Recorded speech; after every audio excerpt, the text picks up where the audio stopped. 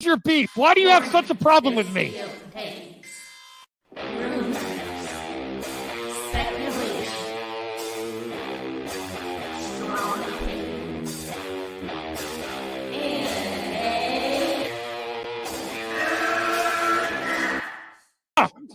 Can we get the real Andy? I would prefer the real Andy. Oh, let's get the real Max. I'll take off my mask when you take off your mask, brother. Because who's your new favorite YouTuber, Ian, that wanted to be on the show with us? The Madman. The Madman.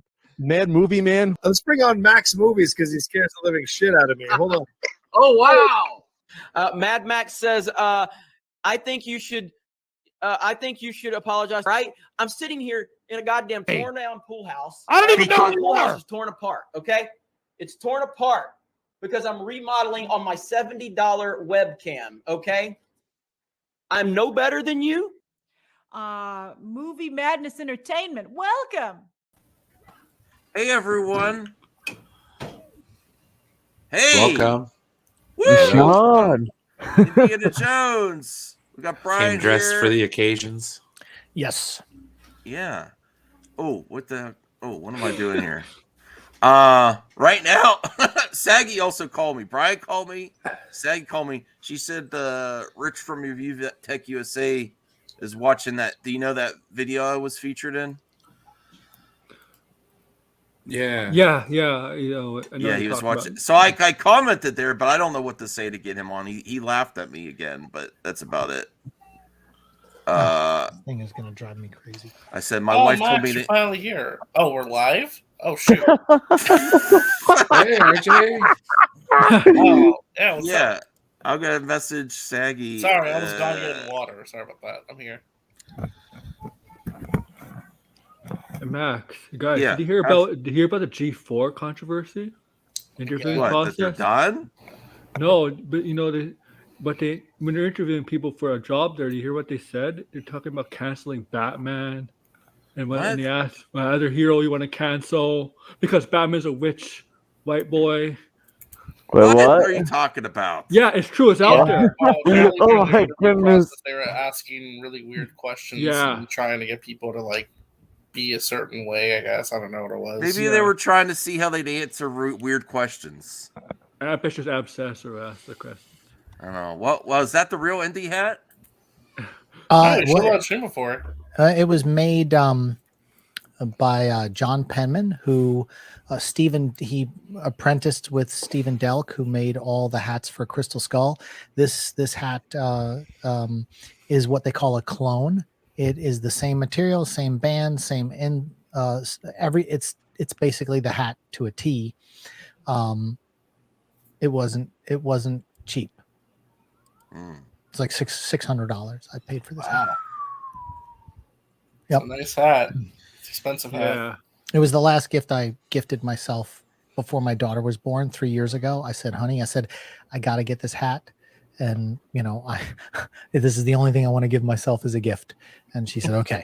Right. Because I knew I was going to spend this. This is the last hat I'm ever buying. And she was like, okay.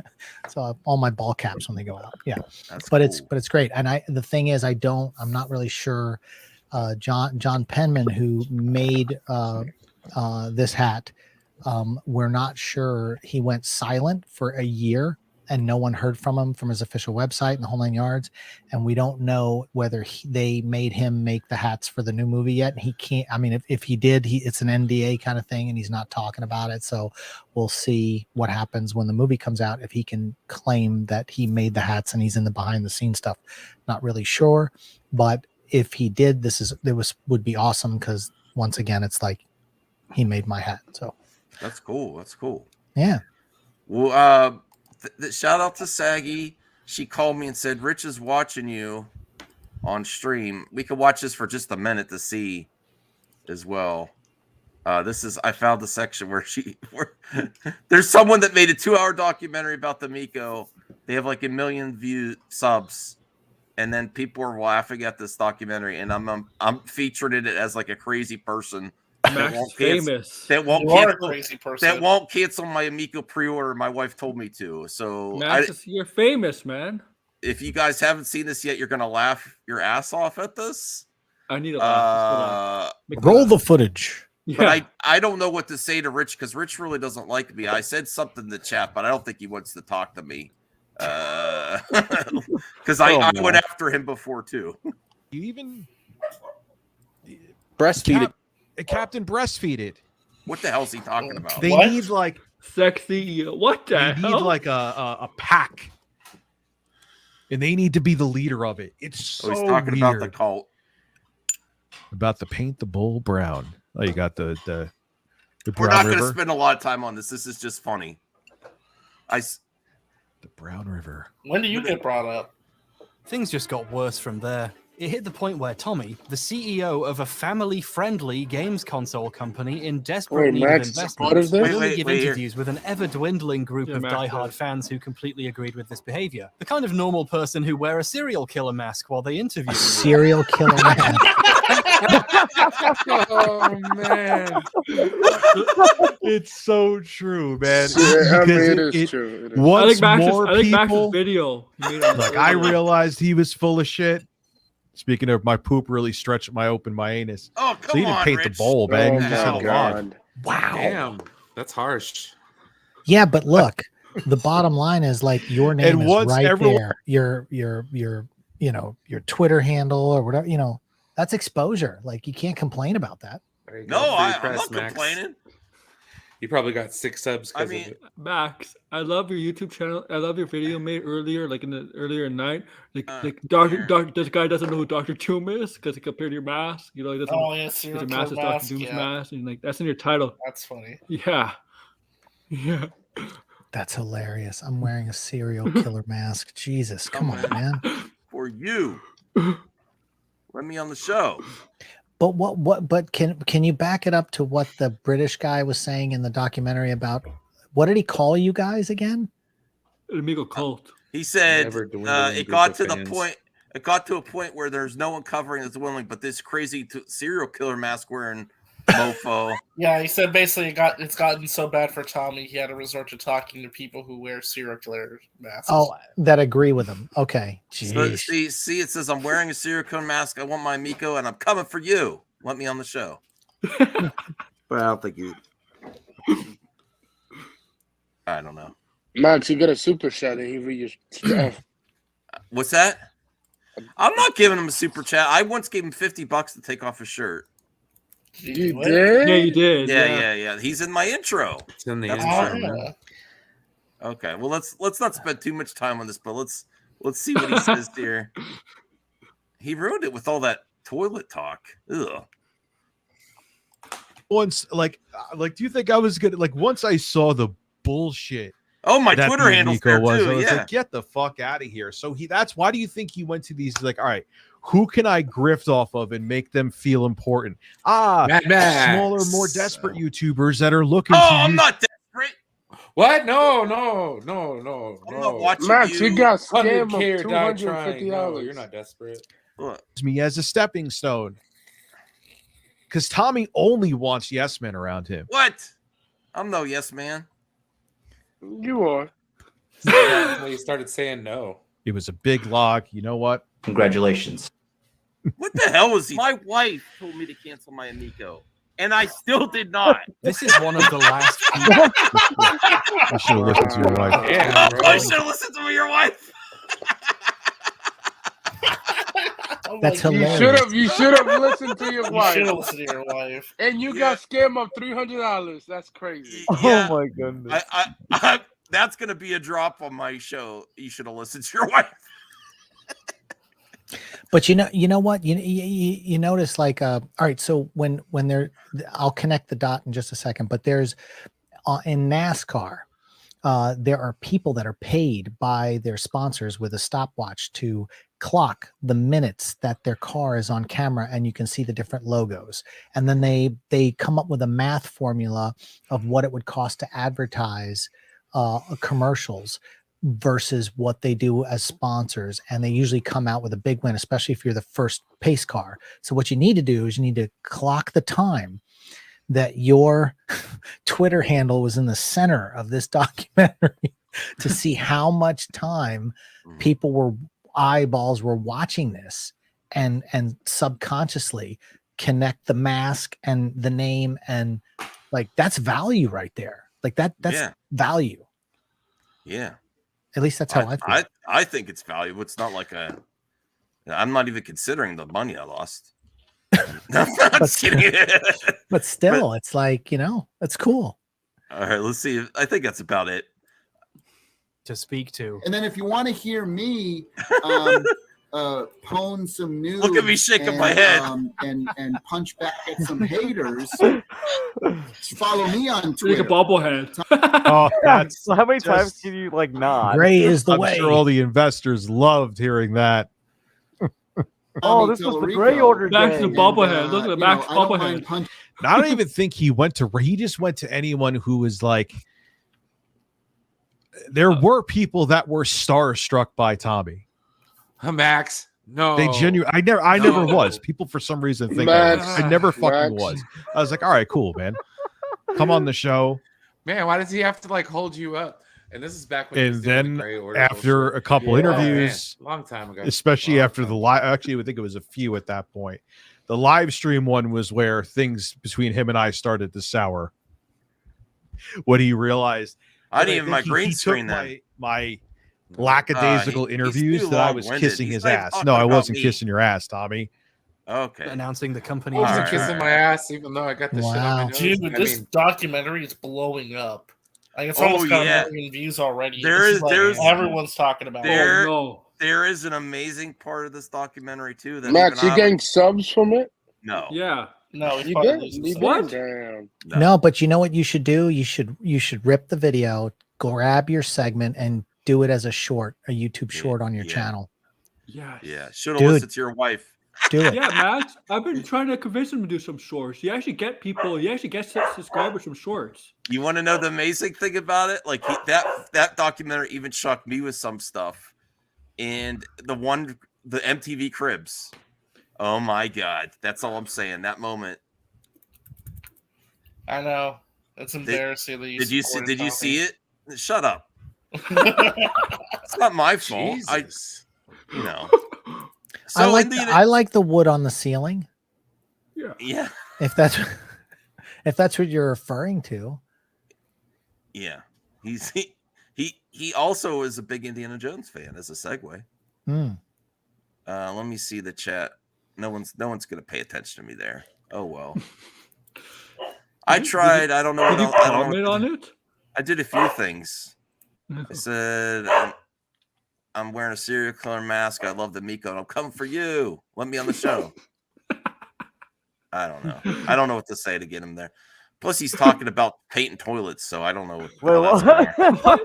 No, that's what he was talking. That's his toilet humor. No, he's talking about DSP right now. Okay. All right. Well, back on. If we truly tried to talk about that, it would really derail this live show. We wouldn't get to talk about Indiana Jones because that's a 2-hour documentary. Oh wow. On Tommy Talarico, and it's amazing. It's amazing. It actually really, oh my God, I makes me question everything about Tommy. Hey, Bianca. You didn't question it before? No, even more so now, because I thought he even worked on some of these games that he took credit for, but no, he just put his name. His name was just on him. Yeah, I've heard about that. Yeah. So Indiana Jones 5. How hype are you, Sean O'Rourke? Extremely hyped. I love that. I love that picture. That's great. That's what caught my eye. I was like, oh. I'm not working on a movie or a TV show right now. I want to be in on this one. It's good stuff, man. Of him and Phoebe Waller-Bridge. It does seem like she's got somewhat of a significant role just from this. I mean, it could be just a one-off. She's the was it granddaughter or daughter of Brody? Yeah, Marcus. That's Brody. what they're saying. She's yeah, he's the Harrison Ford, or Indiana Jones is the godfather or her godfather in it. So there's no romantic relationship between them. Which is great. I was going to mention real quick too. Great little what years detail is this taking place? This is the 60s. great little detail on this photo because it's the HD version. This guy's his wedding ring on. Yeah, and actually the cover of the Empire magazine shows really clearly the wedding ring from Marion. So if you pull that one up, yeah, You know, Shia the Buff is yeah. coming back. you can see the ring really I well think she there. might be in it. So Crystal Skull still happened. Yeah, of course. Yeah. It's canon. Yeah, that's. Where's Mutt? He's coming back. He's in I the don't next think you're one. going to see Mutt in this movie. Although You you will. probably should. You will. But let's be fair with Kingdom of the Crystal Skull, it made a lot of money. So like you can't 729 million. how do you erase a movie that made that much money? It's not. Don't like, erase the money. Yeah, That's for sure. exactly. You don't erase that. You don't. But it's all- unless it's a rumor time travel. There's no time travel in this movie. Yeah, I There's know. not? Yeah. But you know, there's been people rumor. Oh, it's going to be back in time travel because they saw a picture. Well, of, somebody sent me Nazis. something, which was, if you want to read it, Max, it's complete BS. It's complete BS. But I had a good laugh reading it because I'm like, okay, who comes up with this stuff? I know. Because that's what your stream's about. Right? Your stream's about debunking stuff, right? It's about not whatever we want to talk. do time It's about travel. whatever we want to talk about. Sure. Everything that James Mangold touched is gold. Like, the guy's a good director. Logan is a masterpiece. I trust him. Oh, with 4chan? Come on. Dude, Oh no, yeah. this is what was circulating. Like, I think James Mangold disputed this, but I thought it'd be funny to read it because I think it's really stupid. Is this? You can't is this see what, it, RJ. Is this the Doomcock stuff?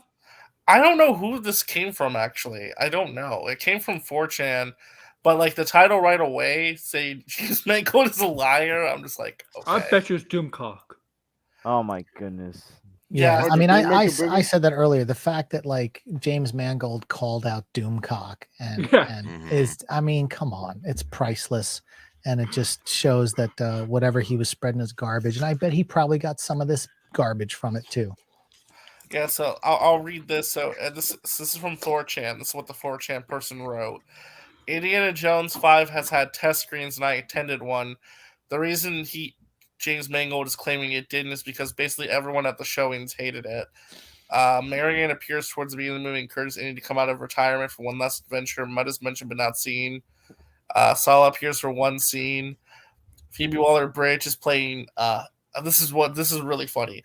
Helena Brody, the granddaughter of Marcus Brody, is quite possibly one of the most annoying characters ever put to screen. I wouldn't be surprised if she wrote her own lines. She constantly lectures Indy about his white privilege. Harrison looks like he didn't want to be there. What the fuck? What the? Yeah, like immediately reading that, I'm just like, okay. Well, this person has Phoebe legit- Waller-Bridge is a writer, so she might have worked on the script some. They actually had mentioned early on that she punched up some of the stuff, but that doesn't necessarily, I mean, mean, she's writing a bunch of white privilege. Like, no, that's garbage. Yeah, I mean, it's taking place in the 60s, right? Well, she was that robot in Very Solo. pivotal era in the civil rights. It was stuff. L3. Oh, yeah, social justice yeah. robot. don't remind me of L3. That was a bad. Yes, that L3 was a pretty cringe character. Harrison looks like he doesn't want to even be there the entire movie. Mads Mikkelsen is playing a younger version of Todd from the first film, and he does Not true. Wait, what? Not true. Yeah, they're saying that Mads Mikkelsen's playing. Isn't he playing the guy villain? from first He's not movie. playing. He's playing the villain. He's right? playing the villain, but what they're saying is he plays the guy from Raiders that holds up No, his it hand doesn't that's make scarred. sense. It's all bullshit. It's total bullshit. Matt Mikkelsen's not that. Matt Mikkelsen's probably like his 40s doing? and 50s. He's not gonna look up much different than. What are you doing? Max, what are you doing? What the fuck? Yeah, Oh, you want the dog. This is her bone. She tears it to shreds. Oh Ooh, man, there's I a love lot. that. It's background. gross. It's got hair on it. I love that background. I can't wait for that movie. I was gonna say to- that didn't really look like a bone. It looked like It looks a like little a piece stick or something. Yeah. Yeah. Racial me to your dog. She's playing. Piece of beef jerky or something. Okay, look, I want to address something Degrassi Knowles is saying in the comment section. All that deep fakery and no time travel. Okay. Indiana Jones and the Last Crusade. In the beginning, it took place in 1912 with a young River Phoenix. And then it jumped to 1936 Oh, for the Last so you're Crusade. getting flashbacks. Yeah. Okay. The beginning of the movie will be the 1940s Nazi train escape. He's helping this guy escape a Nazi prison thing because he's got this MacGuffin, the thing that might be the key to the that we've seen in the pictures of them, and Harrison has all the dots on his face because they de-age him. We've seen the leaked footage from D23 showed them pull the thing off Harrison's face, and they hired the guy that worked on a lot of the deep fake stuff, and they've been trying to perfect this technology. That will be in the 1940s opening sequence, and then it's going to jump to the 60s. That is what's going to happen. There's no time travel in the movie. The idea that there's time travel, I get it. I absolutely understand where that's coming from. But if you look at The Last Crusade, would you call it time travel when they showed young Indiana Jones in 1912 and then they show him in 1936 with the Cross of Coronado? That's not time travel. No, I understood exactly what you're saying, Sean. Yeah. I understood exactly what you're So saying. anyway, that's anytime I hear someone talk about time travel, I'm like, no, they're not going. Yeah, the thing is that rumor's just not going to die until the movie comes out because people are still going to think it's like, And if I'm wrong, I'll eat crow and I'll admit it and I'll do a whole video on it as well. But I'm telling you, there's no time travel in the movie. Okay. Also, Just to finish this, it says the main MacGuffin is a golden clock that's the key to an ancient time portal.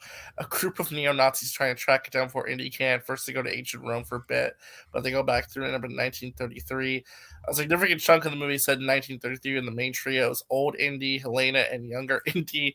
Here's the funny part. This made me laugh. In my screening, the movie ended with young Indy sacrificing himself to save Helena, causing old Indy to fade away like Marty did in Back to the Future. What? Helena picks up his hat, and the movie ends with a montage of her and all the iconic Indiana Jones scenes at the John Williams score. No, We also did a hat. Oh my Helena God. will return thing. This at the end person of never what seen the Marvel movie. movies do. Of This course- made me of laugh. course- This Because part there's no actually made test me screening. laugh. There wasn't a It's like, test this screening. immediately, I'm just like, no. Of course, this Oh, would be can like you a Doomcock can you level imagine thing. the stuff Yeah, that's this going is to come out Doomcock. first? First you killed Luke, now Indy to Kathy. Oh my god! Not only that, but Max. They literally this would be like, so literally Max, it's like the female being in the movie, like they're gonna intersplice her in all of the scenes of the previous movies with her as Indiana Jones. Like, no, they're not doing that. Come on. It's the classic fear, like They're like literally making an fear-mongering. Indiana Jones TV show. Like they. Well, that's a why- prequel, that's supposedly. That's a prequel, yeah. About Which is Well, stupid. I'm still curious to see if that's even going to shake out, but they might be going, look, Harrison Ford is now doing Thunderbolts, right? That's what he's doing. Next year, start The Captain America thing. So he's already in the Mouse House. We know that because of Star Wars. We know. Yeah. It's a natural progression after seeing what's going on with the young Mark Hamill in the Book of Boba Fett, that they may be thinking about doing something. And as long as Harrison Ford can still move, he could do the scenes, or they can find someone to replace him and they could replace his face. Stunt double. And look, when Mark Hamill, he was paid $5 million by Lucasfilm to sign over his likeness for perpetuity. That's a lot of money. Okay. If you don't think they've given a deal to Harrison to have his likeness, to be able to use it in perpetuity, and they gave him 20 million or whatever they're giving him, he's going to sign it, because if you've watched any of his interviews, he loves money and he loves the big contracts, and he's always joking about, like, well, you said you were never coming back as Han Solo, and he was like, well, they showed me a big check, and it's like, yeah, I mean, it's He never show really did wanna business, come back and as it's like, Solo, yeah. so yeah, I No, just you think he was never really passionate about Han Solo. Like, he's No, passionate. Not the same Indy. way he is for Indy. not the no. same way. Yeah. He loved Indy. I mean, he didn't want to be in. He didn't want to be in the 3 original movies. He just wanted to be in one movie. Yeah. So if you can imagine, you look at what they did with the Young Indiana Jones Chronicles. They did a series and movies. There's stories to be told prequel wise, but again, it gets into this gray area of, like, do we want to go and keep, because obviously you can't go forward, because he's 80. Do we want to go back and try to make adventures with CGI faces? I don't know. I don't know if that's the answer. But see, the Indiana Jones series, from what I understand, is going to be the adventures of Abner Ravenwood, who inspired Indiana Jones. That's It's the not father, gonna, Miriam. that's Marion Ravenwood's father. We've never seen Abner. We don't know what he looks like. We've never. Yeah. So if he might be inspired cooler him, than Indy. he could be a different, who knows? But I don't think it's going to be Indiana Jones. It It's could in be the within books. that. I think the books have. I think there's books about the father and how they met. How Okay. they met Marion. Yeah, wherever. This is the other debunking. Ah. This is from Bounding in the Comics. They actually did a good article here. I doubt that, but let's see. Any comment on this? One of the endings, which was said to be the least popular one, had Phoebe Waller-Bridge replacing Harrison Ford at the end of the movie. Awful if true, but not true. So not awful. Yeah, and that this is where he gets to the popular. If you believe it's up to you to believe an anonymous troll named Basement Dweller and Doomcock or an actual director of the film. No one will ever replace Indiana Jones. Not in any script, not in any cut, never discussed. Yeah. I take him at his word. I don't know. Yeah. I think there's a chance. Bash is drinking a Doomcock Kool-Aid. No. Maybe people really like Phoebe Waller's character. I don't know. Well, the thing on Reddit, it said like Harrison Ford was miserable on set. Didn't he get emotional at D23 about? He absolutely did. So right away, that's not true. That's Well, not I also true. said, what was it they say? Said like, I'm really proud of this one. Yeah, he said it had adventure, it had heart, it had a good story. And then you saw what James Mangold had just said. I guess it was they pulled something out of this article today that went viral where he talked about embracing his age without, he was like, sure, there's an old man joke in there, but he's like, you can joke about it, but then you're making fun of the character. But we didn't go in that direction with it. We embraced his age in a way that made the movie worth making. And Harrison's not going to make in his mind a bad version. And I think the responsibility after the reception of Crystal Skull was to go out on a high note. I don't think he thought that was a high note, even though the box office was great. I think he felt personally that he let the fans down and he needed to do one more to make it right. And that's why I think this I movie's wouldn't even say it's just. Well, I wouldn't even say it's that, Sean. I feel like reading this article, and Max, you can do the reading in a second. But I feel like reading this little blurb, it was more about. I think not that I like. Maybe it's part of like. I think that they were okay with Crystal, but I think it was more so a desire to be like, what if I did like Logan, but with Indian? Like, what if I told like one last story? Like, what would Indy's final adventure be like? Like that's the movie I'm interested in making. Like, what's the last adventure Indiana Jones? And that's the reason why you get James Mangold. He did Logan, and that was amazing. He knows how to end a character well. Ford and Ferrari. No, I agree with that. And Ford versus Ferrari was amazing. And yes. I mean, he never makes a bad movie. Dude, Copland was awesome. If you haven't seen Copland, I mean, Stallone was so good in that. Harvey Keitel. I mean, everybody that was in that movie was amazing. Copland, he doesn't make bad movies, and I still think Logan is probably one of the top 3 comic book movies ever made. Yep. And I don't disagree there. Well, what's our all thoughts on the Kingdom of Crystal Skull? I don't think there's a bad indie movie yet. That was okay. It was cheesy. I'll be honest. I have not rewatched Crystal Skull in many years. It's probably been at least like 7 or 8 years since I last watched it. I do not rewatch that movie. Yeah. When did that movie come out? 2008. That was last time I watched Star Wars. Yeah, it was before I watched Crystal. Oh, go ahead. I was going to say I was turned off on that movie from the word go. As soon as I saw that weird groundhog CG thing, I was like, "Oh, this." I absolutely agree with you. When that Paramount symbol faded and the groundhog popped out and the dirt fell, I was in the theater and I remember going, "Oh, this right off the bat, this is not good." Boom. And then they told that same prairie dog joke 2 more times, which I was like, one when the rocket car, with the Russian goes flying across the desert, and they're like, they're all of the whole family of prairie dogs are watching it go down, and then the refrigerator door opens after the explosion, and then the prairie dog looks at them. It's like there's a rule in comedy where you don't tell the same joke twice, and they told it 3 times.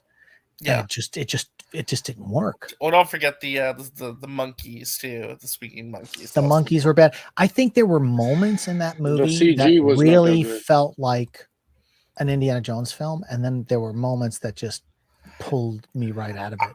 Which I understand what they were trying to go for too, though. With Crystal Skull, where it's meant to be an homage to the '50s B movie, but I'm like, you could have went a little more if you wanted to be a '50s B movie.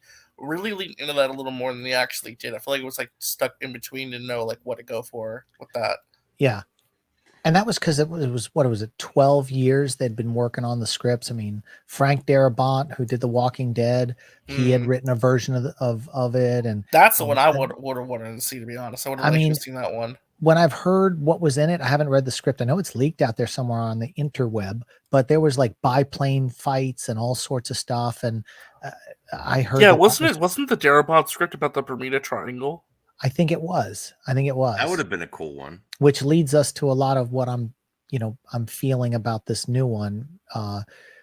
Is going to really be right from the video game, the Lucasfilm video game, the Atlantis.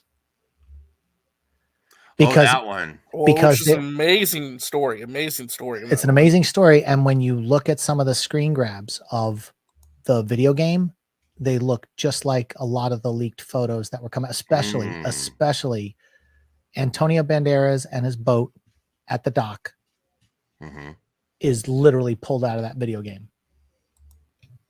So that's the video game that everyone says they should make it to the movie. Well, because it literally is like a movie story in a game. It really suits itself for a movie. Yeah, I think that's it. I think that's why they're not giving out the title yet. They keep calling it Indy 5. Meet Aquaman. I will like it. We're gonna get another underwater story, aren't we? Well, to be honest, though, maybe he'll meet Namor back. He'll be a younger Namor. Yeah, Jason Momoa comes surfing by. No, because it's Disney.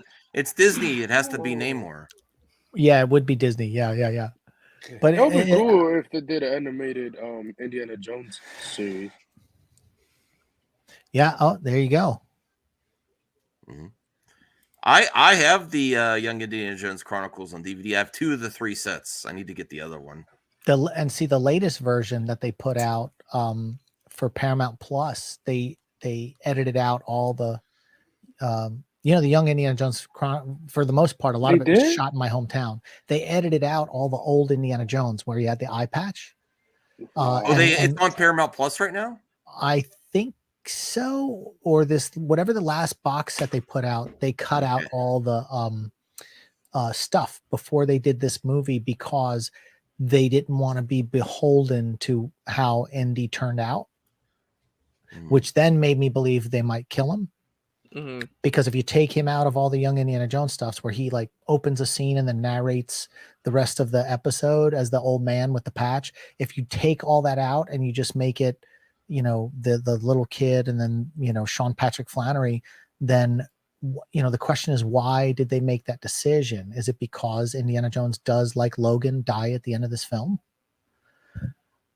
Well, I was going to mention, I feel like they could just call this Indiana Jones, just like flat. It's like the title's literally just Indiana Jones, just like Logan.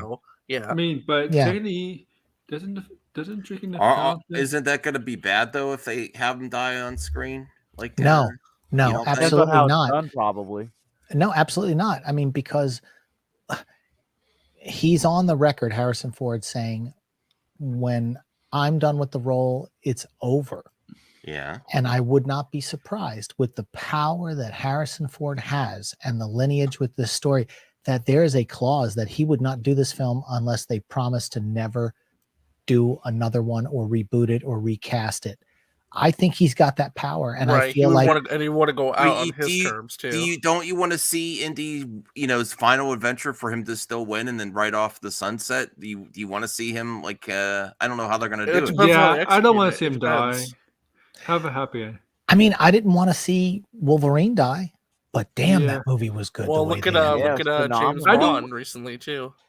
Yeah, and now they're going to make another James Bond, and they're going to make they're going to find a 35-year-old actor to start the franchise over again. So, could they do that direction? They could, but here's the thing: how many stories can you really tell in the era that he lived, in the 30s and 40s? And so you got the Nazi. I mean, how many more Nazi movies are we going to get? Yeah, you gotta change it up. It's like, what? So I don't know, because they've had such a hard time figuring out the MacGuffins over the years. It took 12 years for them to figure out Crystal Skull, because every time they'd come up with a new thing, it's like, well, how's he going to get it? It's like, it's hard to come up with like something he has to go out and find. He goes from Judaism to Hinduism to Christian, and then they go to science, but they don't go to the other religions. I was going to mention the biggest missed opportunity in this movie, in my opinion, is that you do not bring back Ki Hu Kwan as a short round. That'd be like the biggest missed opportunity, I feel like, for the sequel. I really do. Yeah, I don't think he's coming back, and I don't think so either. Which I think would be a huge missed opportunity. I kind of miss him. They should do a TV show about even him. just for one scene. It'd be such a huge missed opportunity not to. I mean, that's a fair statement. But Harrison Ford won't be around to know that they've recast it. I mean, that's a fair statement. Well, I think also with the clause, like, because like he's gonna be in the MCU as Ross, so like obviously like Disney still wants him for like the I don't other think it's big long franchise. term. I know it's not. I don't think it's long term either, but just even for the couple movies that he's rumored to be in, like if he becomes obviously Red Disney Hulk, wants that. then He's he'll rumored- be he's CGI rumored- for most of the movie. Yeah, it's voice work. He's gonna become president. That's what they say. He's gonna become president in the He's MCU. the president of the MCU now. and he's gonna be rumored to be like the actual Being villain. like an wasn't he also the president of Air adventurer Force in One? Tomb Raider compared to being a general and in rooms ordering people around is very different.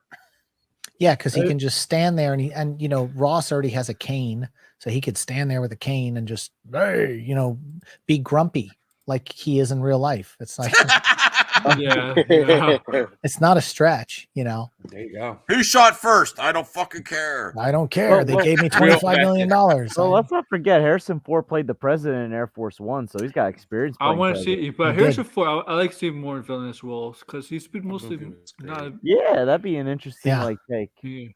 Air Force. I mean, Red Hawk is not technically overrated. a villain. I mean, he's not like he's more on the edge, right? He's more of like I guess an anti-hero, more like Red Hawk.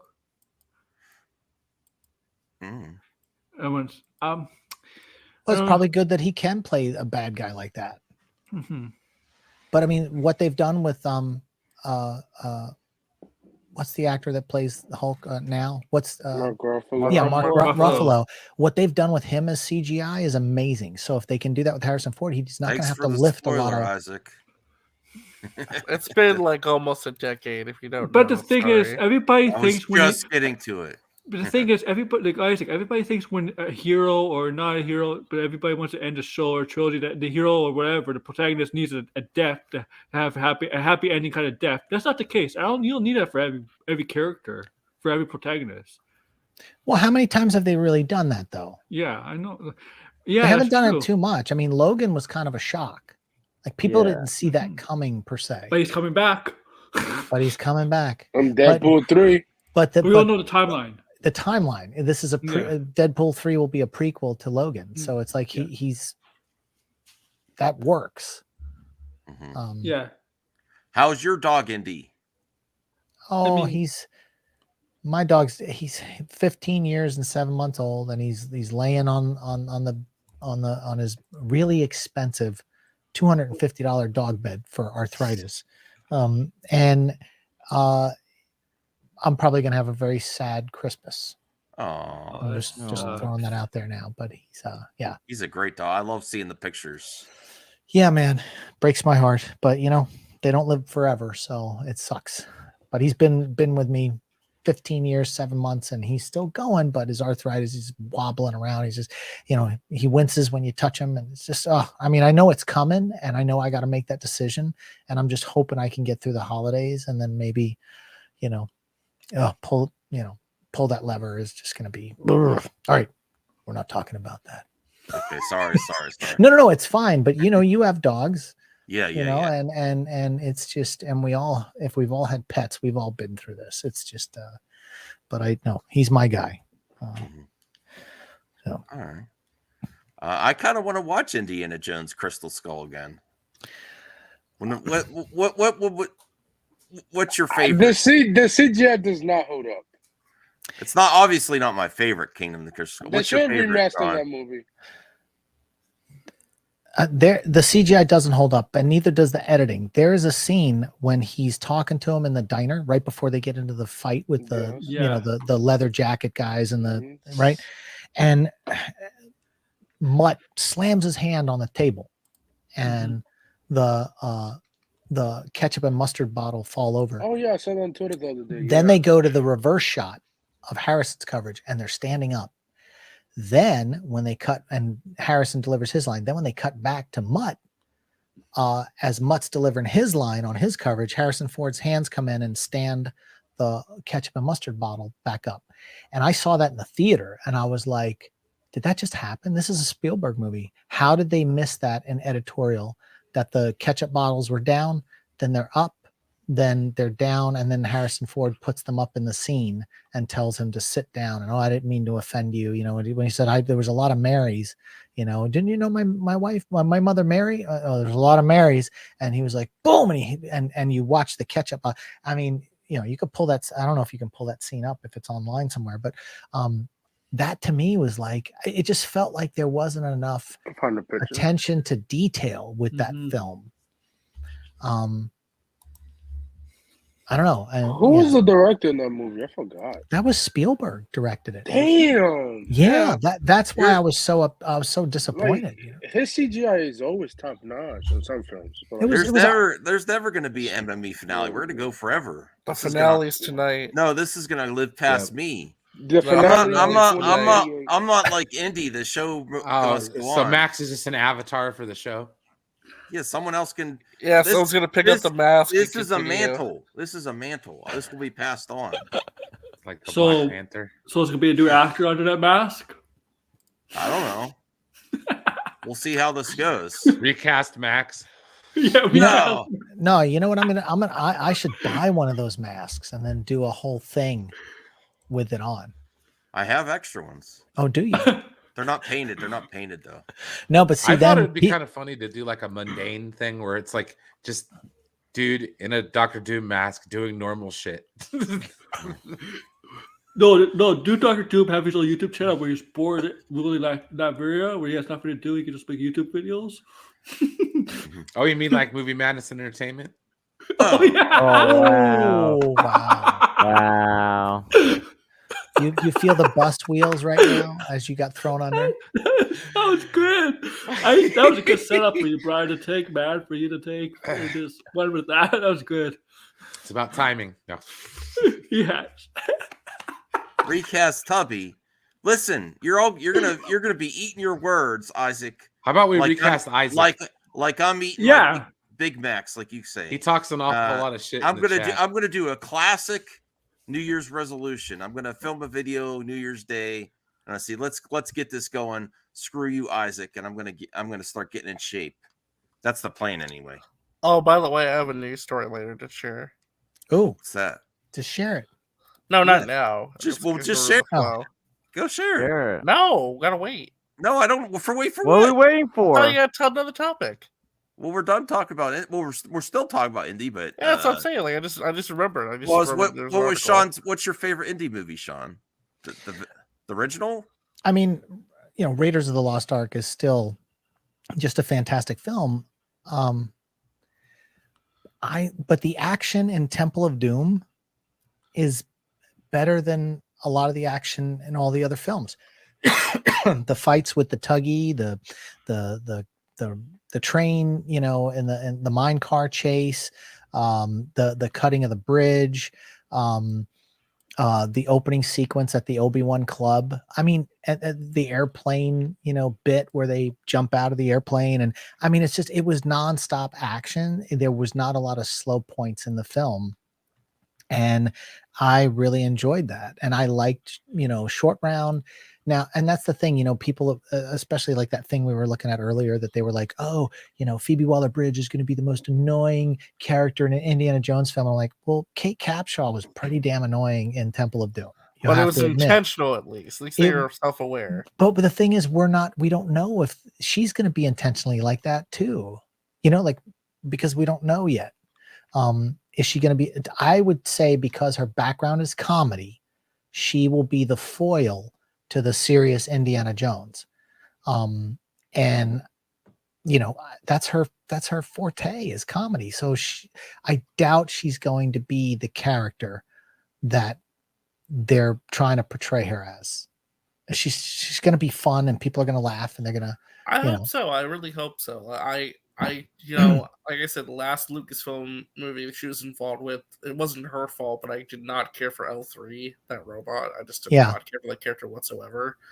I like the movie, I don't know. But I feel like with this, it's going to be better crafted. I think having her be connected to Adrian Brody and all that, and have that actual connection between her and Indy should make for a more compelling story. Because you have like the godfather or the goddaughter kind of thing, like that kind of back and forth, and hopefully be a little fun.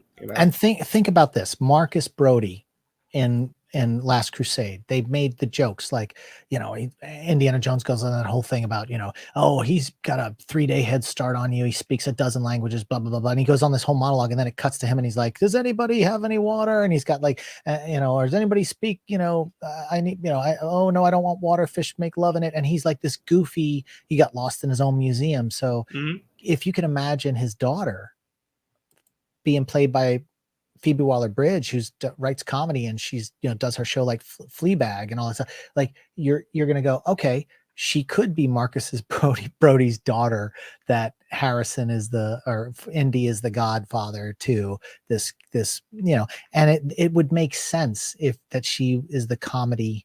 I mean, and even like in Crystal Skull, what's his name that played? He was doing the comedy. His partner, oh, you're the double agent. No, you're a triple agent. Ray Winstone. Ray Winstone was like the comedy foil for him, even though his character was kind of serious, but he really was all about money and didn't really care about anything. So you got to have that kind of balance, but I like that it looks like in that leaked footage, John Rhys Davies is coming back as Sala.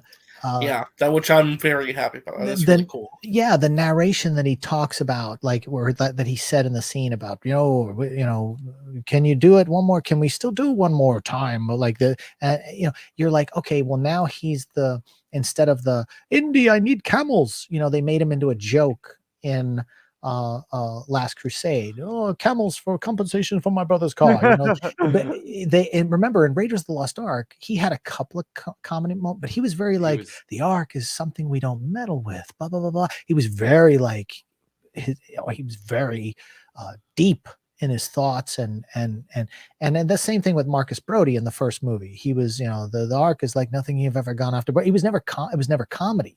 It wasn't comedy till they all got to the third film, and it was like, oh, the three of them together, it's like going to be like the Three Stooges, and we'll just have fun. And that's why I'm hoping this movie has a good, serious tone to it, more like Raiders of the Lost Ark, and it gets away from all the comedy. That I feel like that's what messed up the dad jokes. You dropped out of school in Crystal Skull, you're going back to school, the snake, they throw the snake. Oh, don't call it a snake, call it a rope. Yeah, it's like, dude, come on, man. That was such bad writing. It was like Ryan Johnson wrote it. Oh, wow. Oh, wow. Look, it's Max's Twitter. I bring it up my tweet. I found your news that you're going to talk about. No, this isn't my news. What is this? It's Doctor Who. It's Doctor Who. James Gunn says anyone who says they know anything about the future of the DCU is bullshitting.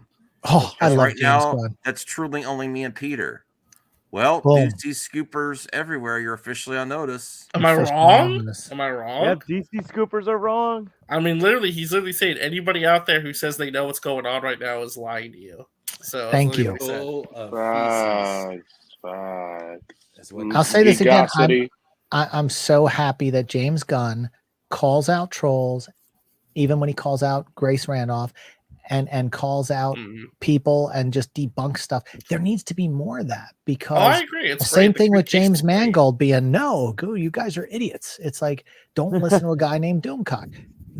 I am so happy to see Sad that you have to say those words though. Well, yeah, It's but some sad people, that you really shouldn't trust a guy named Doomcock. Isn't that sad that you have to say those words to people and that you're like, oh, really? Yeah. But these people believe this shit. Well, just think of that poor bastard that didn't know.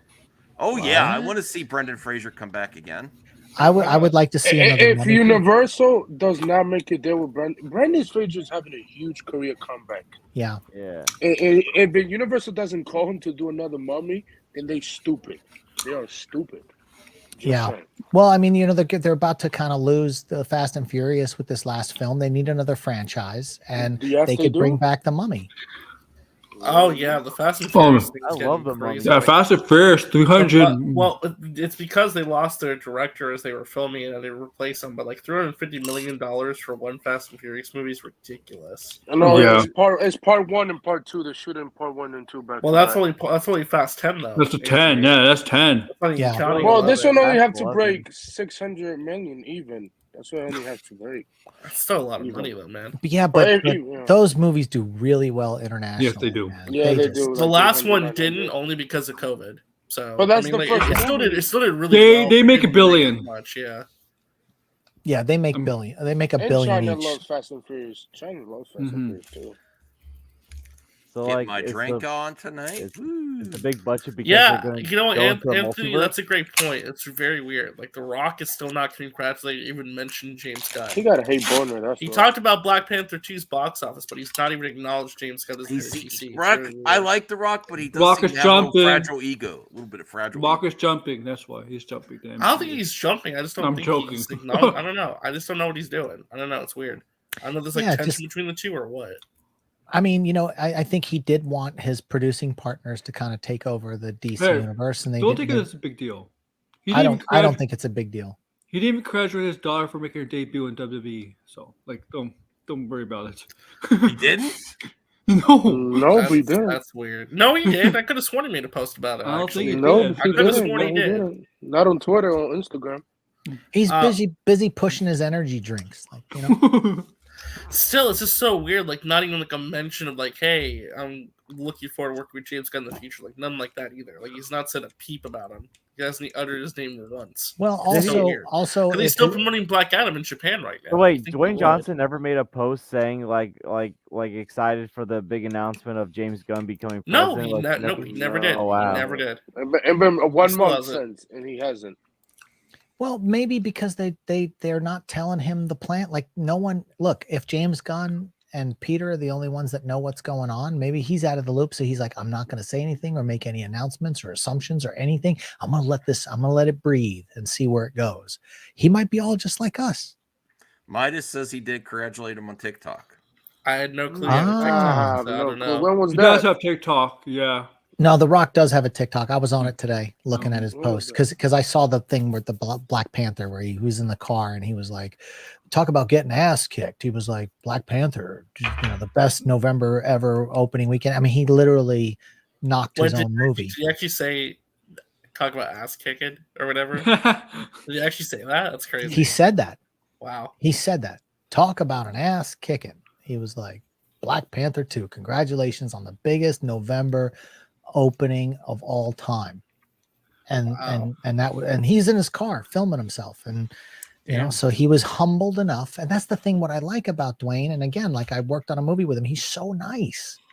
Like, yeah, he's always come across as a very kind person. He respects and understands, the business. He's always been like that since his WWE days. Everybody respected him since his WWE days. Oh wow, really? Oh yeah, he said we took a big ass kick, and that I think I was paraphrasing from the TikTok I watched today, but yeah, that's what he said. We took a big ass kick. I want to see this. That's The Rock. Pull it up. The Rock never had it. His character in WWE, he had a big ego, but backstage he never had a big ego. I'll check before I play it. Hold on. Do my research. Yeah, he definitely. Who's up to date on Andor? I still didn't watch the last episode. You like Andor, Sean? I watched it, and it's really, really good. But you know, if you like, and again, like I'm a big lightsaber guy. I like, to me, Star Wars needs lightsabers. I don't know how you know, but this is like such a spy kind of thing, and there's so much, like the Spy writing thriller. is so good. It feels more like you're watching Game of Thrones, because you got the different factions and the different parts of the Senate and these different families that are now like trying to.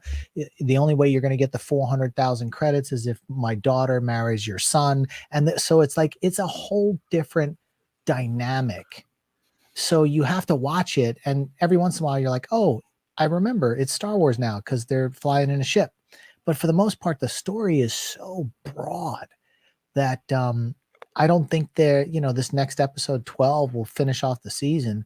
I don't think that's going to be enough, but I mean, it's supposed to go for 5 By the way, seasons. this is just that comment real quick. 2 Senior Nerd, the seasons. only Senior Nerd, the reason I brought it up is just because I find it to be an interesting I observation. think it's interesting too because he said he was going to help. The reason I'm not saying like it means like there's something bad going on. I'm just asking, like, why? The reason people are focused on that is his comments when he was promoting. Because he Black wouldn't Adam. stop talking He's about like, DC. DC he's like, executives. I'm not going to take over, but I'm going to help usher in the new leadership and help them in any way I can. That's why. Mm-hmm. Yeah, well, I mean, I still think he'll have a part of it in some capacity. Oh, is this it? Yeah, this is. I found this. Yeah. A few things for you guys. It has music. No, I'm playing. Most importantly, I hope you're having a good morning. It does You have got music. your big ass cup of unleaded, like I You had, can barely hear it though. ready to go. Conquer your day, get some shit done. You might get your ass kicked a little bit. Take your I'll go through steroids. that too. Oh, he turned the music up. Talk with WWE about potential match with your cousin at WrestleMania. Hold on. Aaron, we can't hear him. A few things. Number one, thank you for the Black Adam love. The Black Adam love just continues to roll at the box office, especially here in the U.S. Black Adam is now the number 2 movie in the U.S. and I think the number 2 movie around the world. I'm going to get to why we are number 2. And speaking of getting our asses kicked, I'm going to tell you what happened with another movie. But before I get into that and give those guys their flowers, I want to say thank you guys so much. I mean, the support for Black Adam has been incredible. Again, as you guys know, 90% audience score, which is just outstanding. And one of the most satisfying and gratifying parts about Black Adam is a year ago, no one knew who Black Adam was. No one knew who the Justice Society was. Yeah, we still Black barely Adam, know. we made the investment, we made the commitment. Myself, Team Rock, $7, DC, and certainly our director, Jaume Collet-Serra. And we committed to delivering Black Adam to the world. And now you guys have made Black Adam a household name. Now we can build. And some cool news that I got also regarding Black Adam and our domestic box office here in the U.S. Black Adam is outpacing Hobbs and Shaw, which is it's a big deal, and we are coming close. We could possibly beat Fast and Furious 9, the domestic run here in the U.S. that Fast and Furious 9 had. So that would be, huge too as well. So because those were 2 very, very big movies and very successful movies. So thank you guys for that. I appreciate it. And thank you for making Black Adam the biggest box office opening of my career. Thank you. I love you. Okay. Flowers to a team that's very important. The Black Panther 2 team. I want to congratulate my friends at Disney. I got a lot of friends at Disney who I consider family. You should have said Kevin Feige. Congratulations to Marvel and congratulations to all the actors. Director Ryan Coogler, what an incredible job for Black Panther. It's pretty cool in the comic book genre, the superhero genre, to have number 1 and number 2 movies in the world. Black Adam and Black Panther, just really cool. So congratulations to Black Panther, the biggest November opening in the history of the movie business. That is massive, man. I was so happy when I heard that news because I know how hard it is. It's, to make movies number 1 and then to be number 1 is very difficult. So he's right the biggest about that. opening in November for all of Where's he talk about James Gunn? in the history of Hollywood He is doesn't mention him. incredible. So Not in this congratulations video, to no. Black He Panther doesn't- to everybody involved. Your flowers delivered. Very happy for you guys. And at the end of the day, what that success means, and that's only hasn't even been out a week yet. What that success means is there's a lot of happy moviegoers all around the world. So congratulations, everybody, Black Panther 2. Last thing, XFL. All right. What's XFL news? Wow, he's selling everything. This is what it's made so far worldwide. Yeah, it's he mentioned it's only going to outpace Hobbs and Shaw and Fast 9 at the domestic box office. Domestic box office, yeah.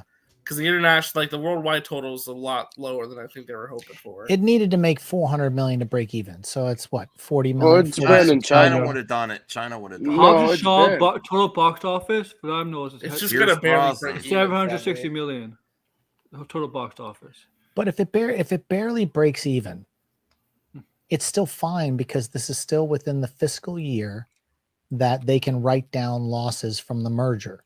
So they can look at this as a win because maybe the difference in the doubling of the budget of 40 million or 30 million, they can write that down with Batgirl. You know, like people forget that there is a lot of when you merge and you cut costs and you do all this kind of stuff, you can claim a lot on taxes. And so they're now, but see, now they got James Gunn, they got Peter, and they're going to move forward with a big plan. And remember, they're just introducing Black Adam, so they're going to be okay. I don't think it's going to hurt anything at all. 2 months. See what they do with the DC. I mean, yeah. He's teasing us in 2 months. And it's funny because Black Adam does have like an 89 or 90% audience score. What was the audience score on 90% on Black Panther? 94. 94? Yeah. 24%. Which is I not can't bad wait for both. this. Oh, the holiday special? Yeah, that should be Oh, fun. yeah. No, that's gonna be fun. Actually, Kevin Bacon, man, he's a good. He's a Dude, good actor. the holiday special is going to be legit. Like, I'm so excited for this. Like, What if they just have Kevin Bacon? What days of release? Actually join the comes Guardians out, of the comes out Galaxy. next week. Comes out next Friday. First volume 3. Hey, Mac, It's Kevin watch Bacon. along? It's funny. Yeah. I just. How long is it? It's about 40 minutes. minutes. About 40 Well, minutes. Mac, you could do a watch along for that. How about You could- you guys? You could do a lot in 40 minutes. I just finished the show I was just working on. One of the stars of the show was Kira Sedgwick, which is Kevin Bacon's wife. And so, Kira, we had a very brief conversation. Everyone says she's awesome. Everyone. She was totally awesome. I had a very brief. Kevin was there. I loved her in no, but see now Aaron. my bacon factor is 1.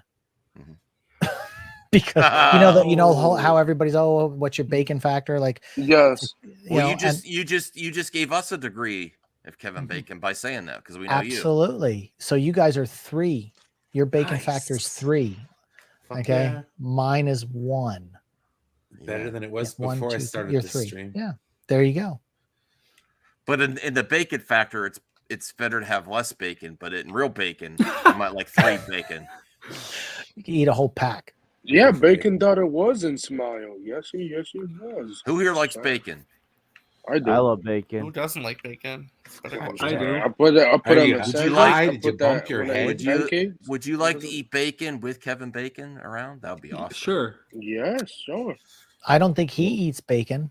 I Oh, think he's he's probably vegan. not. Vegan. Do you No, like he's green vegan. eggs and ham? Yeah, he's vegan. Yeah. Bacon is vegan. Is it?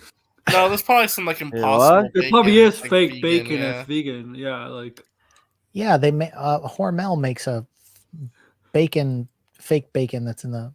Oh, wait, hold on. What is this?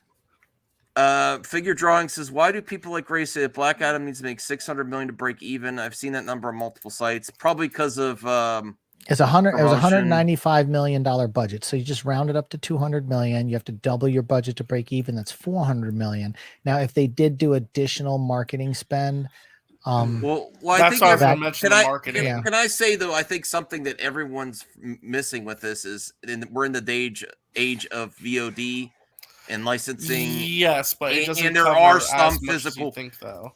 Yeah, but it helps. It can add It like helps, 50 but it million, doesn't cover 60 million. everything. No, but I guarantee somebody snagged the And it's rights evergreen. already for the TV, the television rights, the network television rights could have been $40 million. Yeah, you don't want to start in the hole for your project, but basically, this movie could be licensed forever. You know, for other like anytime it pops up. So it's going to make a little bit forever. It's just you don't want to start, but people don't factor that in. You just don't want to start way in the hole. No, and you would love to start in the green before you get to the VOD, the physical, and licensing. But when you got streamers like Netflix that will purchase a license for X amount of months for Black Panther, because they'll absolutely pay for it. Because Warner Brothers has not been shy about selling their shit to other networks. They're doing it. They'll tell you, oh, this is leaving HBO Max, where Disney doesn't do that, and so it's gonna make its money. It'll be fine. I don't know. But somebody was pointing out the box office for the Batman, which was 750 million. The difference was, I think they spent 200 million, so 400 million. But there was, because of COVID, they had 2 stops, 2 shutdowns. They had to ramp back up again. And when you have to ramp up a $200 million movie again, but also if you're shut down for 6 months, all your sets were built at Pinewood Studios in the UK, where they shot a lot of that stuff. And they have to pay the rent at $10,000 a week on all their sound stages, right? So there are other costs that went into the Batman, which is why people were saying it needed to make $1 billion, and where Black Adam doesn't have to make $1 billion to break even. It wasn't that they made break even. It was like 750 million really is like they made 250 million in profit, which is that Still a success? Great. Yeah, it's still great. That's the amount of money that's almost the amount of, or a little bit less than the amount of money Black Adam's made. But I mean, they're going to the sequel.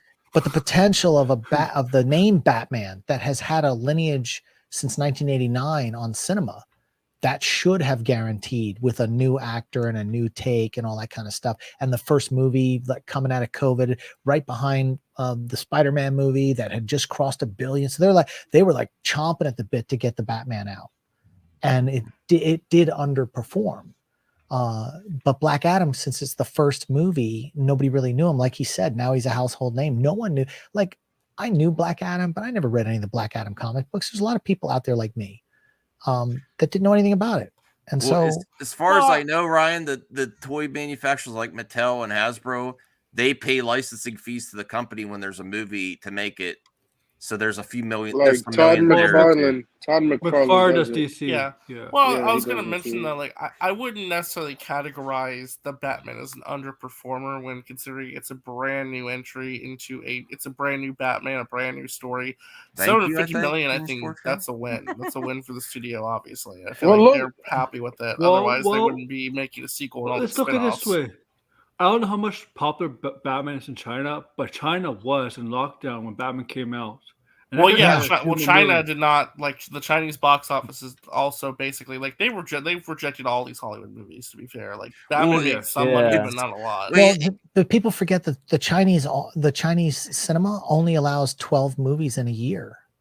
Oh wow! Yeah, they're getting more and more strict about it too. So. Yeah, people They don't really realize don't like like comic book movies that much anymore. not every movie gets released in China. Period. That's probably why if you do get there and it's a decent movie, it makes some good money. And the Not Russian anymore though, because the Hollywood movies that have gotten in, In they're Russia not and making nearly Ukraine? as much as they used to. And the Russian and Ukrainian war started in February, and Russia is a big population. Well, yeah. Well, I was Like- gonna mention that too. Batman actually pulled out of Russia due to the conflict, so it was gonna Yes, open Russia. They did. No. They did. And it's a big population, but I think they're down 100,000 now from the war. Sorry. Yeah, that's I mean, that's That was a what big. Anthony, you're not wrong. It's very hyperbolic to get clicks as talking about breaking even and a loss, and it's a dumpster fire, and they're Well, in the look- hole. well, But look at Batman. there's other revenues for funds too to help with breaking even. But yeah, you don't want to start in the hole with the box office to begin with, though. Well, I remember being on this last show I was working on, and craft service had cans of Sprite in the coolers with all the soda, and they were all Black Adam cans. So Coca-Cola, did a thing. McDonald's did a thing. I mean, all that is ancillary money. I mean, that's money. Yeah, the Happy Meal. The Happy Meal. Yeah, McDonald's pays for that. Like, Was there a product placement of Black Adam? I'm trying to think what happened in the movie. I think in one of the shots there was a FedEx. Yeah, that was FedEx, I think, on the building in the there was back. something else too. Yeah, They removed the KFC logo because they didn't tell the company they was gonna use them. So yeah. and see they have people in the art department that do clearances with lawyers. One of my friends is an art department coordinator. That's all their job is. So if they had to remove that, they had gotten prior approval, and maybe KFC saw the movie. I would like to research one of the movies that has the most product play. Is it probably Transformers or something? No, it was wasn't it because they made fun of it. The Saturday Night Live movie. The two guys. I know one of them. Wayne's World, I think, did it. Well, I know one It of was the Wayne's movies. World. It was Wayne's World yeah. because they even hold up like a bag of Doritos and go. It's talk like about people product only do placement, things and because then- they get paid, and that's just really sad. Yeah, yeah. I was gonna mention too. There's remember the movie Mac and Me, like the whole ending of the movie was built around McDonald's or whatever. Yeah. And there's like all the product placement in Mac and Me. It was crazy. Wait, and look at the James Bond. They have the Aston Martin, and then in some of the movies, the Golden Eye they used a BMW for the first time because BMW, Yep. and then for all the Pierce Brosnan films, they were BMWs until his run was done, and they paid big money to put the BMWs. Well, look at Marvel too. They have. Well, look at what Larry's Look at saying. Marvel. It's everywhere. They have every car ever in the Marvel. In movies. Budapest, I just had the best spicy pork burger, yo. From McDonald's. That's the thing about McDonald's. They do have different. They have different items in other countries. You can get depending on- sushi at the McDonald's in freaking Japan. Degrassi says amortization of costs is coming back in a big effing way. I don't know. Oh wow. I don't know what he means by that. Okay. Well, Spicy pork burger. That's just the McRib. I know, like when you build if you have a television series and you build a set, and it's a set like let's say it's the Batcave and it's going to be in every episode. Oh, okay. The cost of that gets amortized over the cost of the season, so it may cost $2 million to build the set for the pilot, but then you spread that cost out over the 10 episodes, and that's how the thing. I guess that's what he's mean. That's what he's talking about with amortizing, but I may be wrong. He might be talking about something else. Like the bridge of a starship. Okay. 300 exactly like the bridge of a starship. Okay, RJ, let's get to this news. Quit teasing us here. Come on. Who's Doctor Who? Oh well, no, it's just another update. Is it Doctor Who again? Yeah, because there actually was news Oh today. my There was news today. Doctor Who and Pokemon. Maybe they should combine Doctor Who and Pokemon. No, this is actually like again. I'm covering this because it's going to be a big deal next year when this new Violence season's on Disney started out? Plus. They announced the new companion who's going to be played by Millie Gibson. Oh. Her name is going to be Ruby For a Sunday. second, I thought it was Mel Gibson. No, Who the Millie fuck Gibson. is that? So this is the new. She's the actress playing the new companion next year. When Ncuti Gatwa takes over as the 15th Doctor at the end of 2023 after the specials. Does she have an OnlyFans page? No, but she was in Coronation Street, Butterfly, and Love's Lies and Records, all on the BBC and ITV. I don't know what the. Oh, I remember how big Coronation Street was. Coronation Street is pretty big. Yes. Yeah. And she's also the youngest companion in quite a while. Actually, she's only 18 years old, so she just turned 18. The McRib is good. You should try it. I mean, I don't is eat good, it anymore. McRib, but- yes. But yeah, I just wanted to. So yeah, like I said, new episodes are going to screen in November to coincide the 60th anniversary. So Can I Stay say to tuned for Brian, that. you no longer are left alone with Star Trek news because RJ's trying to push his Doctor Who news on. It's big. like that. It's going to be a big. I'm telling you. I know. You're going to thank me next year when this is on Disney. Nobody Plus. watches I'm Doctor think- Who. No, people What are you do. talking It's about? just A lot of people watch Doctor Who. no, dude. No, There's I'm a talking about, good. There's a lot of people out there. It's just in the US. not as much as in our. Oh, there's a not lot of yet people in in the our- US who I'm watch telling Doctor you. Who. Not yet telling in our you. circles. Not yet in our I am circles. telling you, when this hits Disney Plus It's next true. November, you're going to thank me because it's going to be a RJ massive trying to- hit. RJ's Wait, trying to wait, wait, Doctor- wait, wait. Doctor Did you just say Doctor Doctor Who is going to be on Disney Plus next summer? Yes, yes. So what happened Yeah, was it's that gonna be. earlier this year, after the Disney snatched up the streaming rights for Doctor Who outside of the UK In movies. and movies. Yeah, Disney got the rights to Doctor Who for the streaming rights after. So they took it from HBO Max, and starting in November of 2023, all new episodes of Doctor Who will air in Disney Plus around the world. Good for them. So it is a huge deal for them. Plus, too, I'm still waiting to get more confirmation on this. Disney might be investing more money, giving money to the BBC to increase the budget of the show. Absolutely. And the production value is going to go through the roof. That's a good move. That's a good lateral move for the BBC. And I got the movie rights too. Ooh, a fully produced, fully realized visual effects, everything Doctor Who film would be. Well, again, badass. this is a major asset for Disney Plus. What is Elon doing here? What is he What's up to? Elon Is he doing now? trying to get Twitter's people? fine. No. What's he up to? Oh, yeah, he Trump put out a said, poll. He's asking the people what they think should happen. Of course. Oh my God. Because he's soft ass pussies don't understand. And Tony, look at Tony. Oh my goodness, Tony. You heard me. Yeah, why is Soup trending? Look at Soup. 1,000. Oh, you don't know why Soup is trending? Oh, I know why he's trending. Reinstate him? That means like why the hell not, dude? No, that reinstate him on Twitter. Oh, it means to bring back. It means to bring back his account. Yeah. Oh, Yeah. I thought Why I not? misunderstood. I thought he was doing. No, he's asking the public, like, do you think we should bring back Trump's Twitter account? Should we reinstate his account? He's already going to do it. He's going to. Yeah, I mean, look, Truth Social is going under. It's financially ruined, and all the investors are backing out and everything. So that the whole platform is going to go, and I think the 2 million people that are on it are all going to roll over if they haven't already rolled over to Twitter. Anyway, doesn't matter. That's my fault. I misunderstood. I thought he was meaning like some of the conspiracy theories, like he should still be president instead of Biden. Oh no. He's just talking about his account. I think a lot of people were thinking that, Max, not just you. Yeah. I think he's gonna sell it. So stupid. Wait, He's what? gonna get a lot less than he paid for it. I think he's gonna sell it. Why would you think that? That is so stupid. A lot of people get emotional. Because a lot of people think that. Like Twitter has any effect on anything, let alone the United States government. Are you out of your Well, goddamn mind? well, I didn't say it was going to do anything. I said I'm not even going to entertain it. We're good. My only thing is when you want to control Here's the Zeno. a narrative, you buy a giant social media, that influences. What is there, like 83 million people on Twitter? Yeah, I think about half of it use it regularly or something like that. So it's about 43 million active users.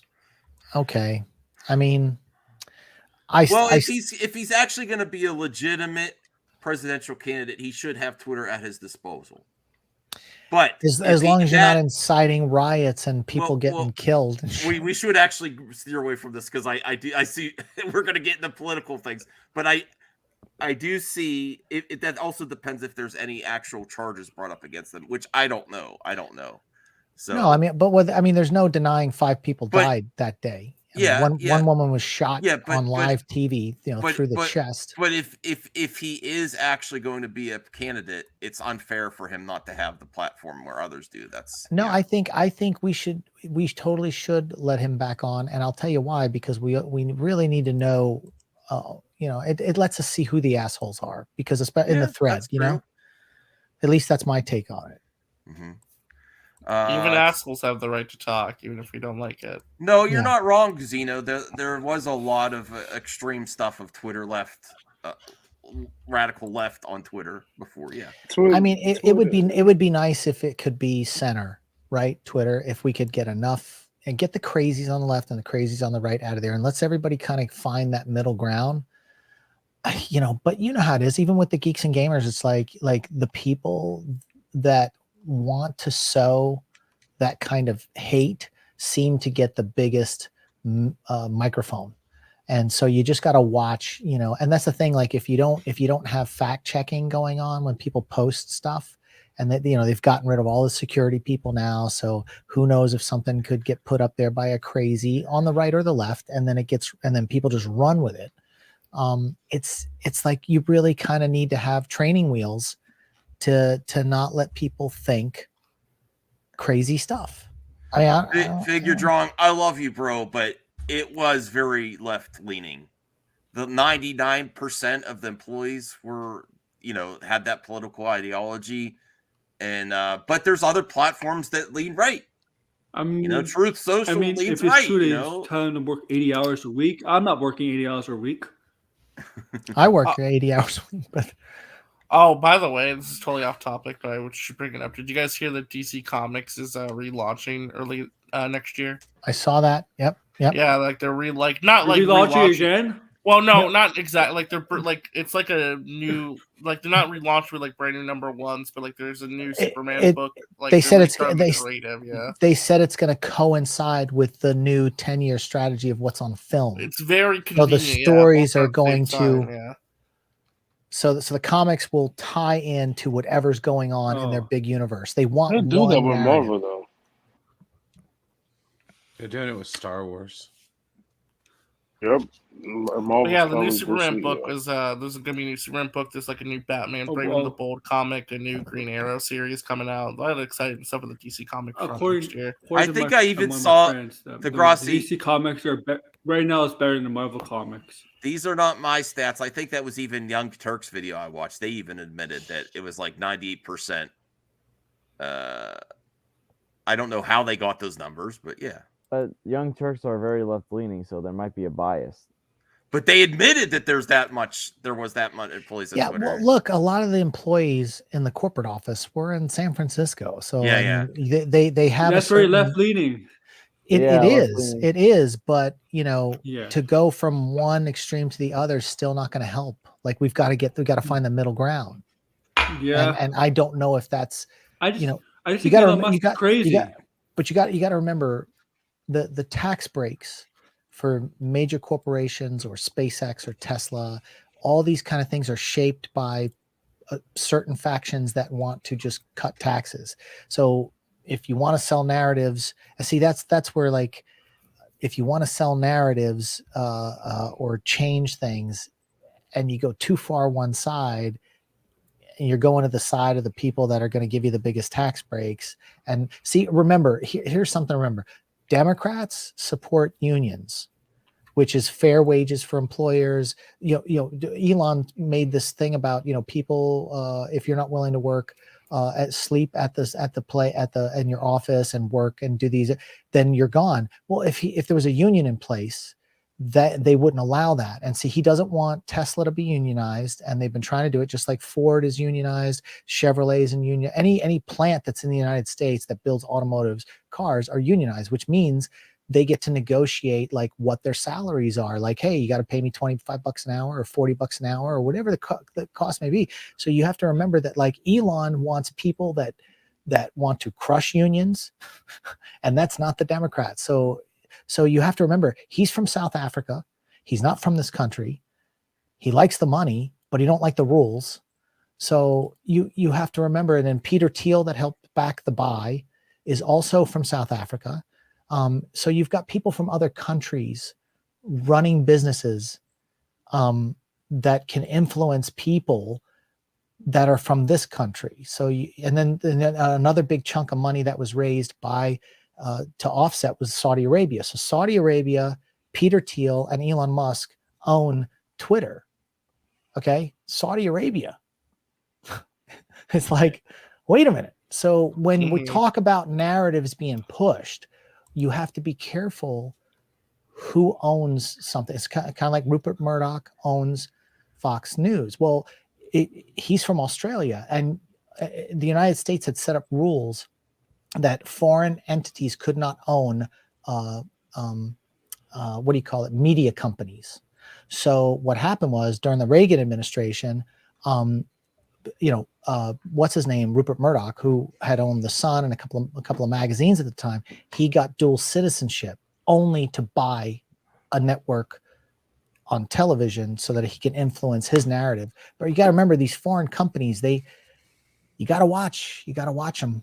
because No, they're no, trying. I you know, understand. Yeah, and no, that's I know I went off on a completely- tangent. I'm trying not to, you just got to watch who's telling you, who's feeding you the message. The guy that doesn't want unions in Tesla, I'm a Teamster. I'm in a union. I got a 401k. I got people that negotiate my salaries with these big studios, and it's like I love my union. And most people that aren't in unions hate unions, but only because they were told by people they were bad. But when people get in unions and they actually make really good living, they're like, oh, what? The union's really not that bad. And all the stuff about the mob and the mafia, that was the 1940s and 50s. It's not like that now. There's no, the mob is not like everywhere. There's no Robert De Niro. They Anyway, ruined car manufacturing in this country. It's why we don't make cars in America anymore. no, But that's all right. Well, we actually do make cars. Tesla's made here. Ford Yeah, but they has don't have a plants here. union. Michigan has plants here. But if as soon as No, they Tesla get a doesn't. union, they won't anymore.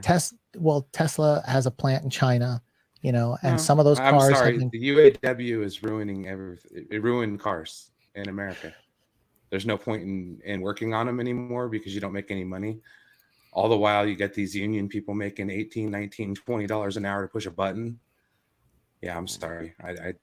It's like we wouldn't have a 40-hour work week for most people if it wasn't for unions. That we wouldn't have child labor laws if it wasn't for unions. We wouldn't have sick pay for certain companies. I understand they serve their there's time a lot. when they There's a did, lot but- of. But if everything Can we went talk to about something else? Like, oh yeah, this yeah, yeah. is- No, it's fine. It's totally fine. I mean, I'm sorry. I don't mean to like this. It's a touchy. It's touchy. I mean, and again, like I'm in a union, and I love the money I make, and I'm very happy. And so like I wish that on everybody, and when people defend people that don't want to pay people, it's weird to me. Like I wouldn't defend a company that doesn't want to value their employees. I get you. Okay. I feel like everyone should be paid fairly. I get that. Well, Yeah. there's points on both sides. I definitely see. Let's talk about the creator of Sonic the Hedgehog getting arrested. Insider trading? Oh no! For what for? Yuji Naka. Yeah, Yuji Naka, the creator of Sonic the Hedgehog and the game director and creator of Balan Wonderland, got arrested for insider trading yesterday. He said he bought stock in Dragon Quest developer based on inside information while he was at Square Enix. So yeah, he got arrested for insider trading because he was alleged to have bought stock in a developer aiming in early 2020 based on inside information that would be developing a Dragon Quest mobile game. Yeah, crazy stuff. Wait, look, he bought 10,000 shares, 2.8 million yen, which is $20,000. So he bought 10,000 shares at $20,000. How much did it make? So it said that he bought the stocks before the announcement of the game because he got the insider tip that it was going to get announced. It does not say actually. Jesus. What's I know what Matt. I know. Just, Brian, do whatever you need Really, to do. dude? Joel. I'll see you guys later, man. This is fucking. No. I don't want to argue. You're gonna argue about unions. Okay. I was talking about the side of the. I only got like 2 minutes because I'm out doing deliveries and shit. Oh, what do you think about Yuji Naka being insider trading? Hold on. I thought we moved on from the No. union talk, It's guys. just let's have a good chi. It was just it was just weird timing. That's all. Okay, yeah. No. We assumed things, but no. Matt Jordan was here to talk about Indiana Jones. Are you getting hyped for the Indiana Jones, Matt? I think it's. I think he's pulling. Over. Or is he like Henry Cavill? No. I'm having mic issues on my phone. Oh, okay. You are the man that went on record that said Henry Cavill's too old for Superman. What do you say about Harrison Ford playing Indy? Is he too old for Indiana Jones? Yeah. There's a difference, though. This is the last one. God. No. Fuck that shit, dude. No, you know exactly what I mean.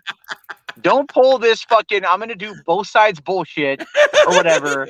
You know exactly what I'm saying. What I'm saying flat out is Henry Cavill, if they don't utilize him now, they're going to lose him. Harrison Ford is Indiana Jones. If this would have been like 70-year-old Christopher Reeve being Superman, I'd say the exact same thing. It's ending with him on this front. Okay. So, are you getting hyped for it? yeah. Did you not see the trailer that got leaked out of D23? No. Are we dude, getting looked the same amazing. trailer It's next amazing. month?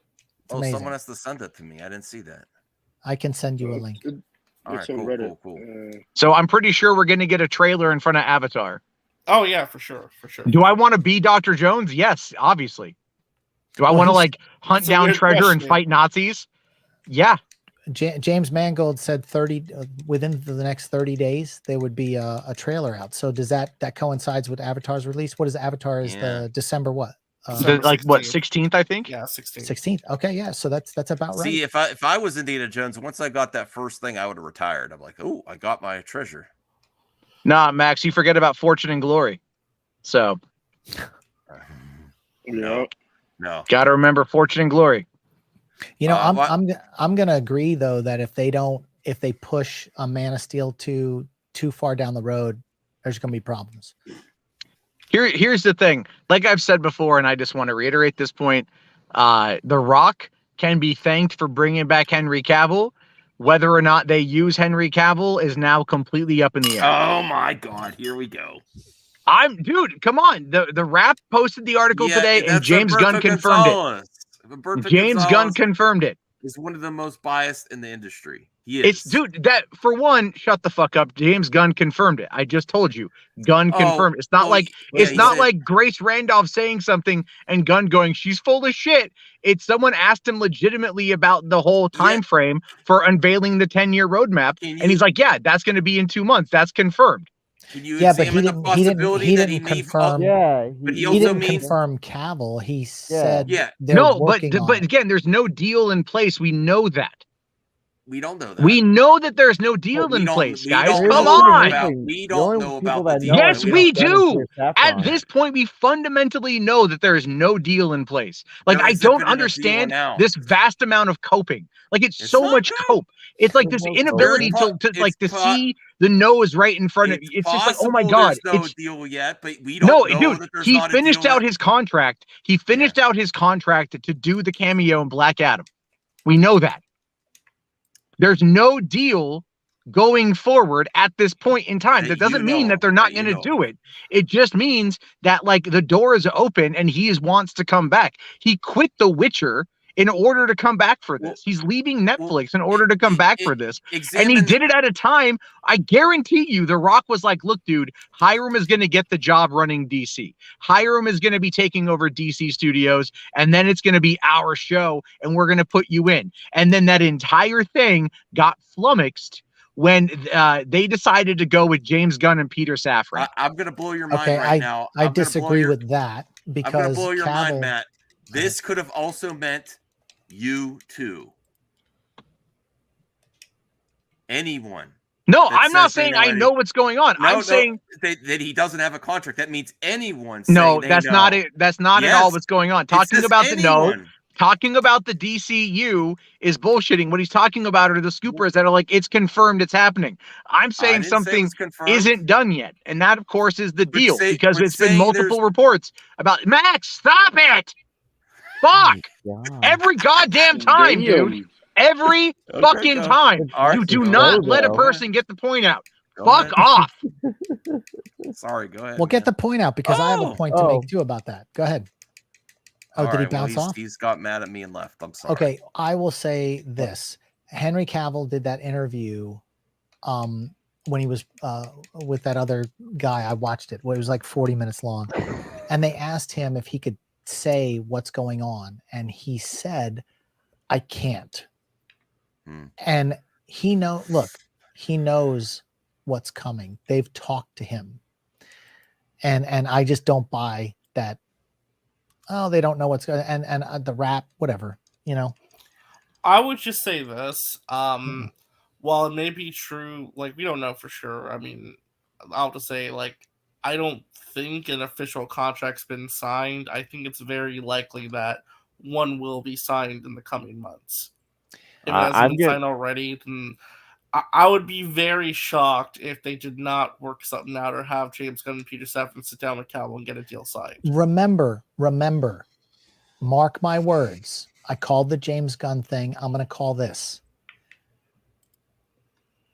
Henry Cavill will be a producer on the next Superman film. Now, I can see that. when you have a Oh, yeah, for contract as sure. an actor, you also have a separate contract as a producer. Okay? If you have anything to do with the story, you would get a third contract as a story by or credit. And that's a separate contract. These are 3 separate contracts you would get.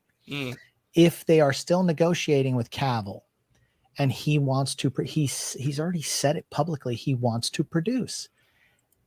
But he didn't say Superman because the contract's done yet. He will be a producer on the next. Well, yeah, Superman that's film. what I'm saying. I feel like they're probably like hammering out those last little details, and they're gonna have a meeting before. I want to apologize to Matt. I know I invited him on, and he was trying to make a point. I didn't mean to overspeak him, but I was just trying to also get my point across, and I do apologize. I reached out to him privately. I don't want anyone to get upset. But Max, in but fairness, it's your show though, so yeah, my point is though, I'm not just saying this to get one up on Matt. I actually think that this means everybody. This means scoopers and everyone.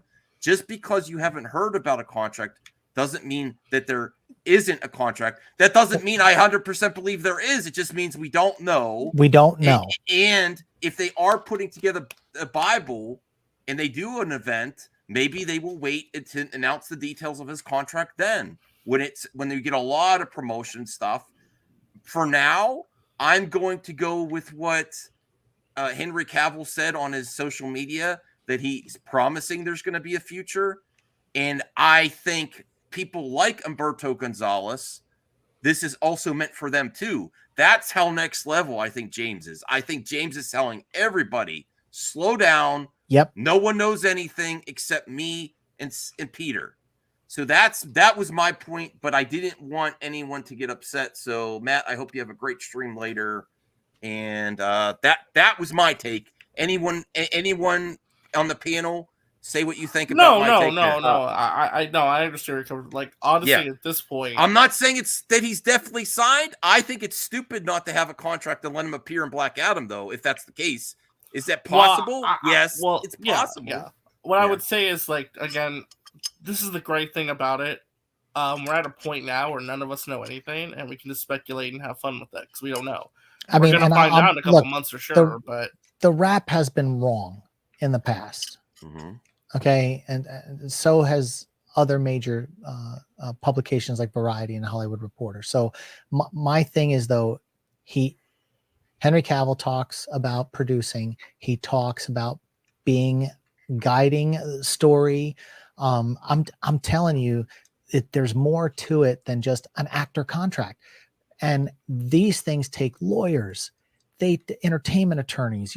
There are so many levels. The management has to sign off. The agents have to sign off on it. The unions will have to get involved in some capacity because of the rates that have to be paid. As a producer, residuals, you have to negotiate what your residuals will be on the films in perpetuity. And then you got merchandising, right? There are so many levels to this thing. Well, if I could jump in for just a second, I just want to say really quickly too, like, even though I do think there probably is credence to the fact that they haven't officially signed a deal yet, I don't think it's a bad sign that the movie hasn't, as they put it, reached forward momentum yet, because they just got in the door. Peter Safran and James Gunn just walked in the door. It's been 3 weeks, 4 weeks. Yeah, it's been only 3 weeks, and they still have to like plan out their overall plan, not just one plan for one specific movie. Once that Bible was in place and they have the 10-year plan planned out, then they can move forward what they want to. So I don't think it's a big deal if there's no movement on it yet.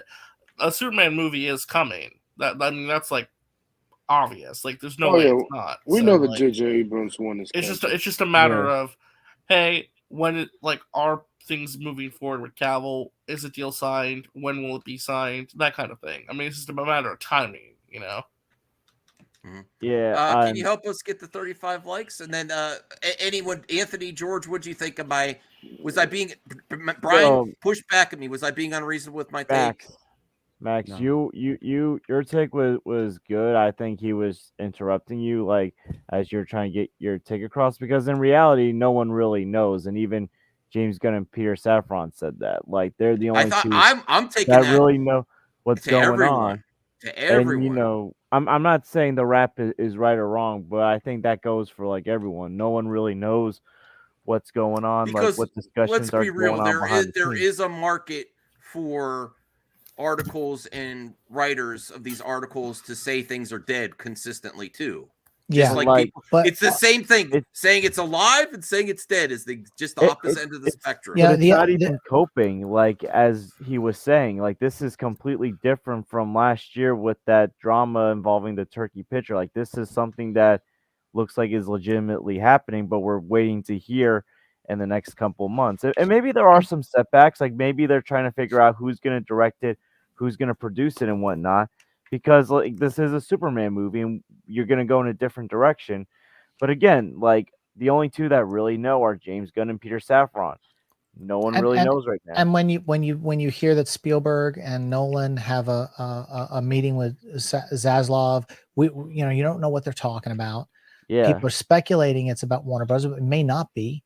It could be about a different film altogether, or what or they could be brainstorming stuff that has nothing to do with DC. But I will say, in Jarbo's defense, he was saying that he was having microphone problems. So he was trying to say something, Okay, and he was having microphone problems with the phone, and he said that after he couldn't get his thing in. So I understand where he might have been like, I was trying to say something, but my microphone wasn't working right. No, I'm not it is hating way on too Jarbo. presumptuous to guarantee that. Yeah, I agree with that. For Random cells. And yeah, I'm not hating on Jarbo, but like I feel like he uses the same talking points all the time, though. Like when it comes to this Henry Cavill thing.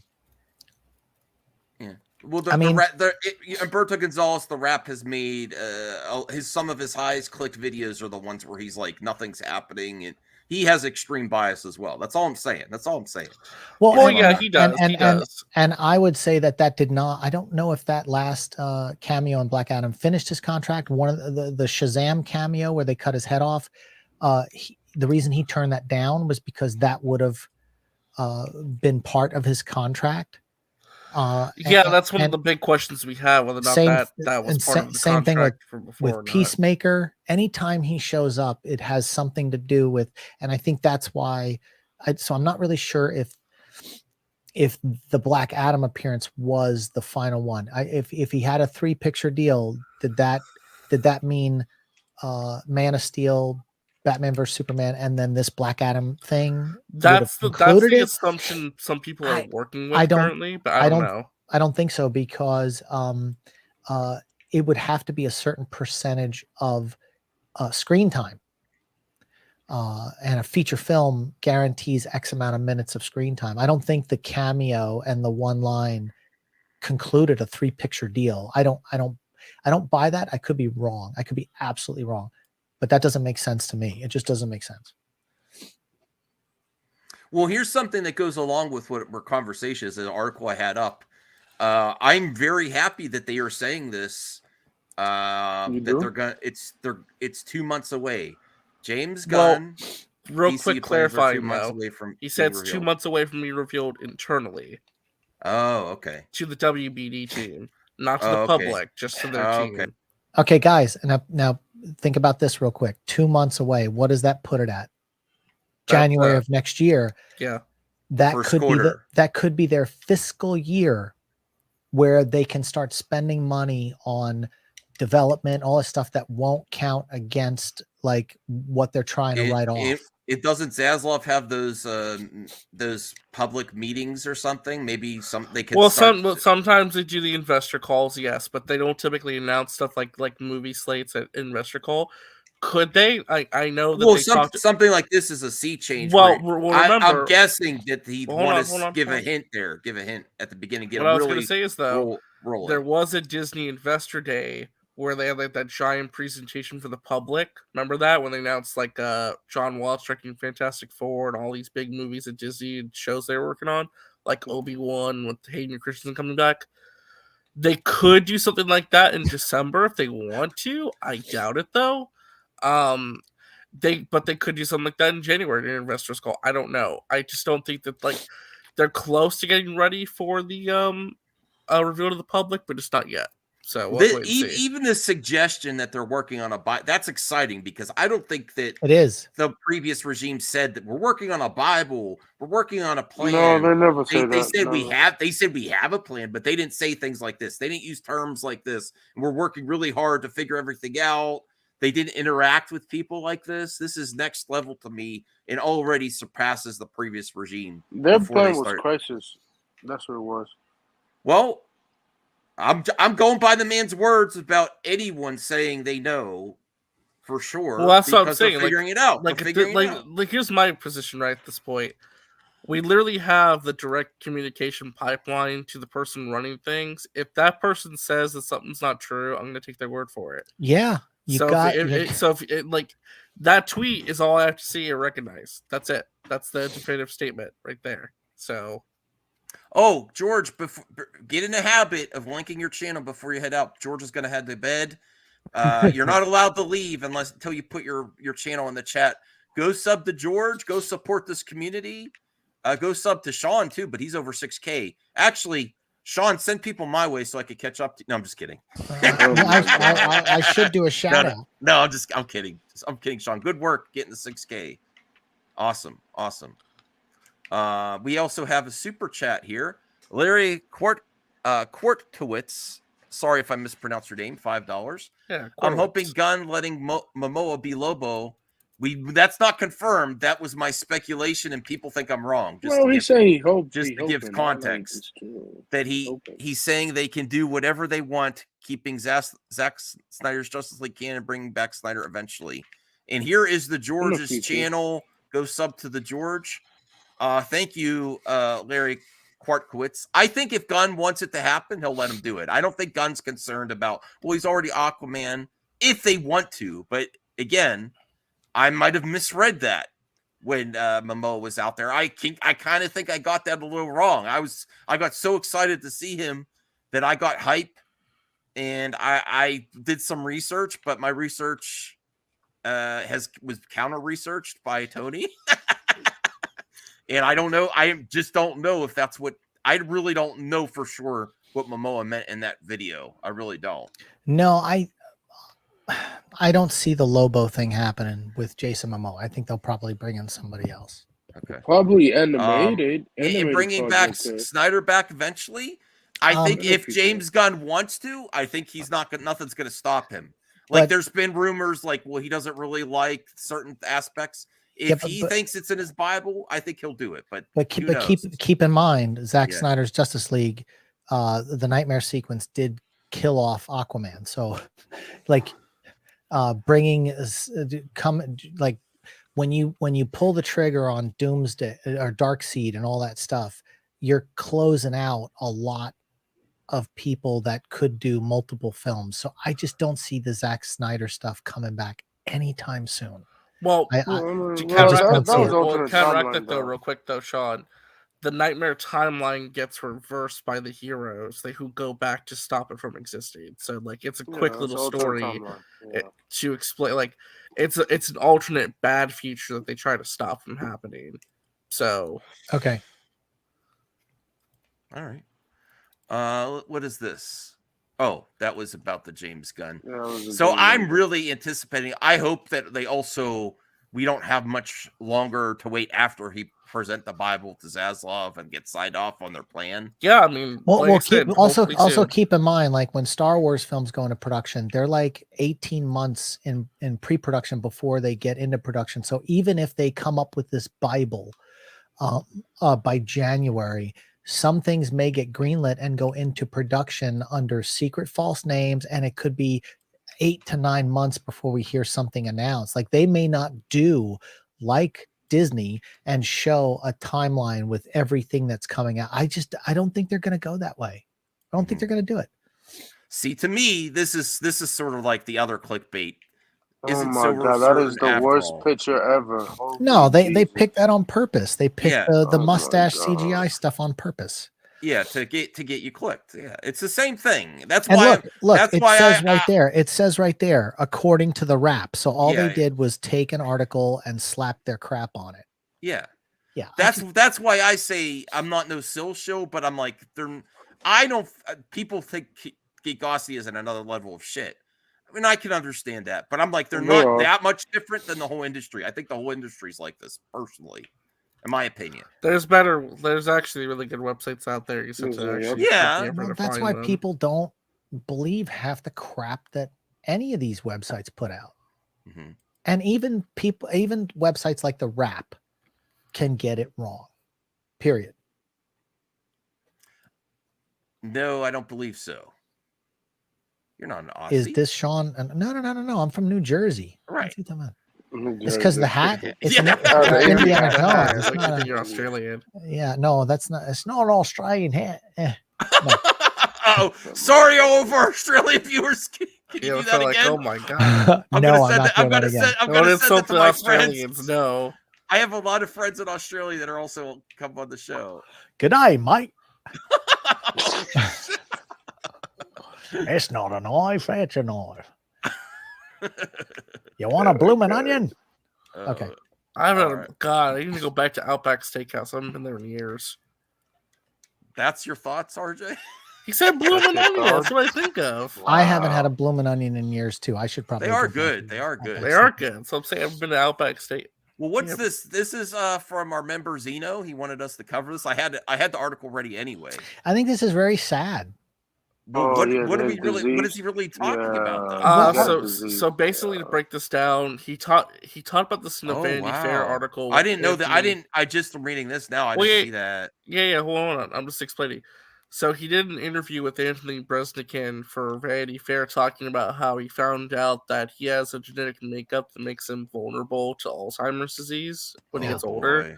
So he's kind of dealing with the fact that he could possibly develop this later in life. So he's kind of like saying, I'm just going to take a break from acting for a little bit, spend some time with family. He's not retiring. It's more like he's just taking a break to get personal life stuff figured out. He's got how many? I think he's got 3 kids, and he said he just wants to spend time with them.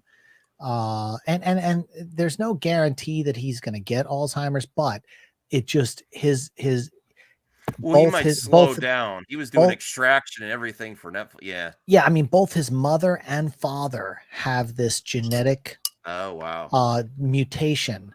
Now, normally one parent has it, like even my parents, one of them might have had it. But when you have 2 parents that both have it, that almost guarantees that at some point you're going to get Alzheimer's. Now, I had a friend of mine whose mother passed away from Alzheimer's in her 40s. So he's 30, I think, what is he, 37, 30? How old is he, Chris Hemsworth?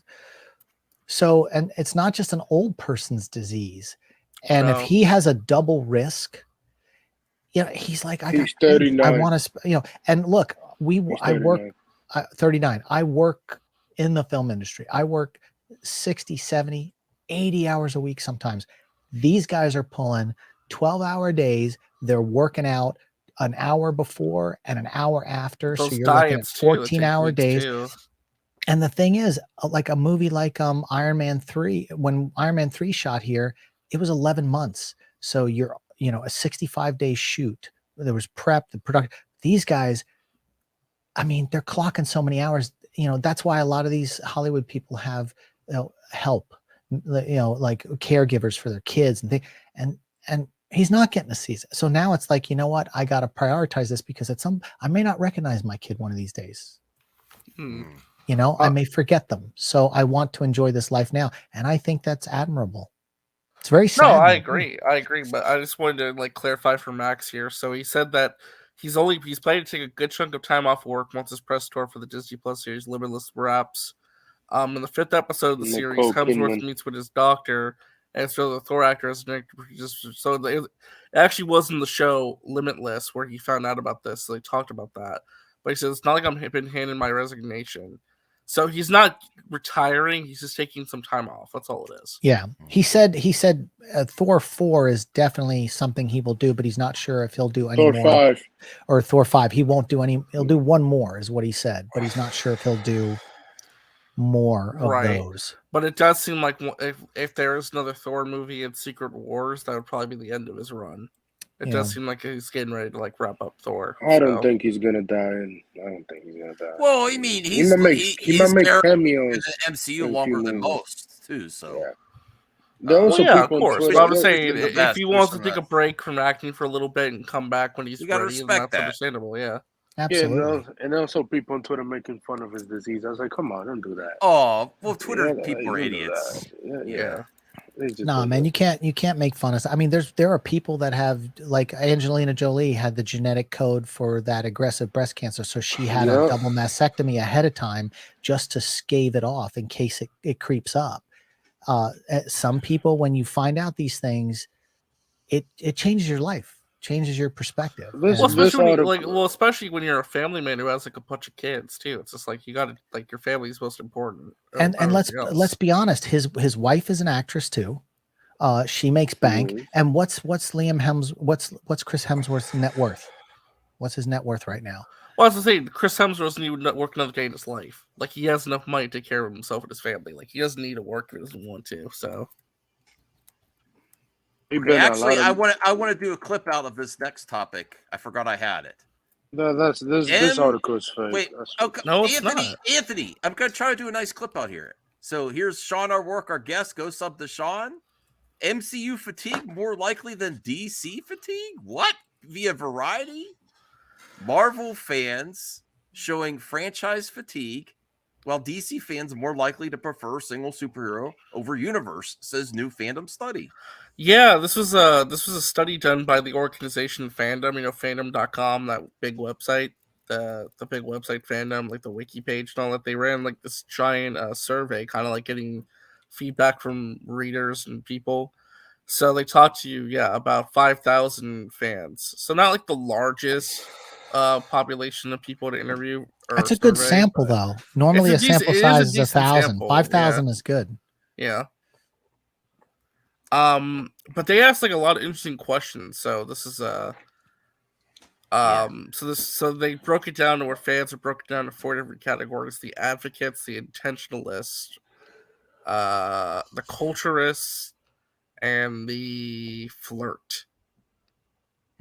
People that dabble. I'm the it's culturist. look, I have to admit, after Avengers Endgame, I've been hit or miss on. I mean, I haven't seen. I stopped watching She-Hulk. I haven't seen WandaVision. There's something else on Disney Plus I haven't watched. I'm not invested in Marvel like I was at the pinnacle. Yeah. Well, we have to start taking it seriously. And Brian is a fan too, but he's consistently said that he's got some fatigue. Yeah. Even in movie talk, it's just like I don't have it, but we have to recognize that people some do people have definitely it. do, of course. And it is starting to affect the numbers a little bit. It is. You should read Max real quick. You should read this paragraph starting with having more because it breaks out some of those numbers. All right, sure. Having more advocates and intentionalists in a fandom as Marvel with 66% does over DC with 61% could be an advantage for a franchise, but it's not quite that cut and dried. According to Fandom Study, 81% of Marvel fans would watch anything released in the franchise, while 67% of DC fans would do the same. So pause real quick. So that comes down to brand loyalty. Marvel has better brand loyalty than DC does right now. Yeah. So continue. Conversely, just 38% of Marvel fans say they're focused on specific superheroes rather than an entire Marvel Cinematic Universe, compared to 57% of DC fans who care more about 1 or 2 superheroes rather than the full DC universe. That could a major factor. I don't know if a major factor in why only 20% of DC fans say they're fatigued by the number of releases in a year versus 36% of Marvel fans who feel the same way through September. Yeah, so basically you're having a situation where the 86% who watch anything, they are watching everything that comes out, but because there's so much content, they're starting to feel that more. But DC fans don't really have an interconnected universe. They only follow the heroes that they're interested in, so they don't feel as fatigued because they're only paying attention to the stuff they're interested in. Yeah, I mean, like I didn't see a Wonder Woman 1984, but I'll show up even if I I wasn't a big fan of the Batman, but you make a Batman movie, I'm showing up. You make a Superman movie, I'm showing up. You make another Guardians of the Galaxy, I'll wait till streaming. I mean, not for Guardians. No, I like the but next that's James what- Gunn that- movie. I gotta Well, see that. it even says Snyder fans are also 20% more likely than Marvel fans to buy product. I'm just kidding. DC fans, collectibles, clothes, even superhero inspired menu That's items. surprising, actually. That's weird. surprising. Because Marvel was a bigger brand, but the DC fans are more likely to buy. They're hard. There might be merchandise. DC fans, maybe more hardcore to a Well, detriment. that's because DC Toys sells a lot in merchandise and stuff like that. I own a bunch of DC Look, merchandise. Brian's having that MCU fatigue right now. Oh my god. Sure. But like the MCU fatigue, like if it was fatigue, 330 million people would not see Black Panther 2. 950 million people would not see Doctor Strange 2. 400 and what was it? Well, it's not 450 for Doctor people. Strange? It's well, not people. I mean, Man, I yeah, haven't like, I come haven't on. seen Black Panther 2 yet. So yeah, I mean, yeah. But I also haven't seen Black Adam. There you go. I like So- Black Adam better. I like Black Adam better. Yeah. It's more fun. I plan on DC, seeing yeah, him next super week. good. I've It'll be on been busy. HBO next month. Easily, yeah. So you got I mean, yeah. DC Comics fans. No, have more but for real though, the That's true, fatigue that's the true. fatigue is an issue. And I've been saying this with Marvel. I think Because that they don't Disney have it to Plus- spend on movies. Oh! Comes in Did with you a hear that? zinger. Woo! That was hot. Damn. Can you say that again?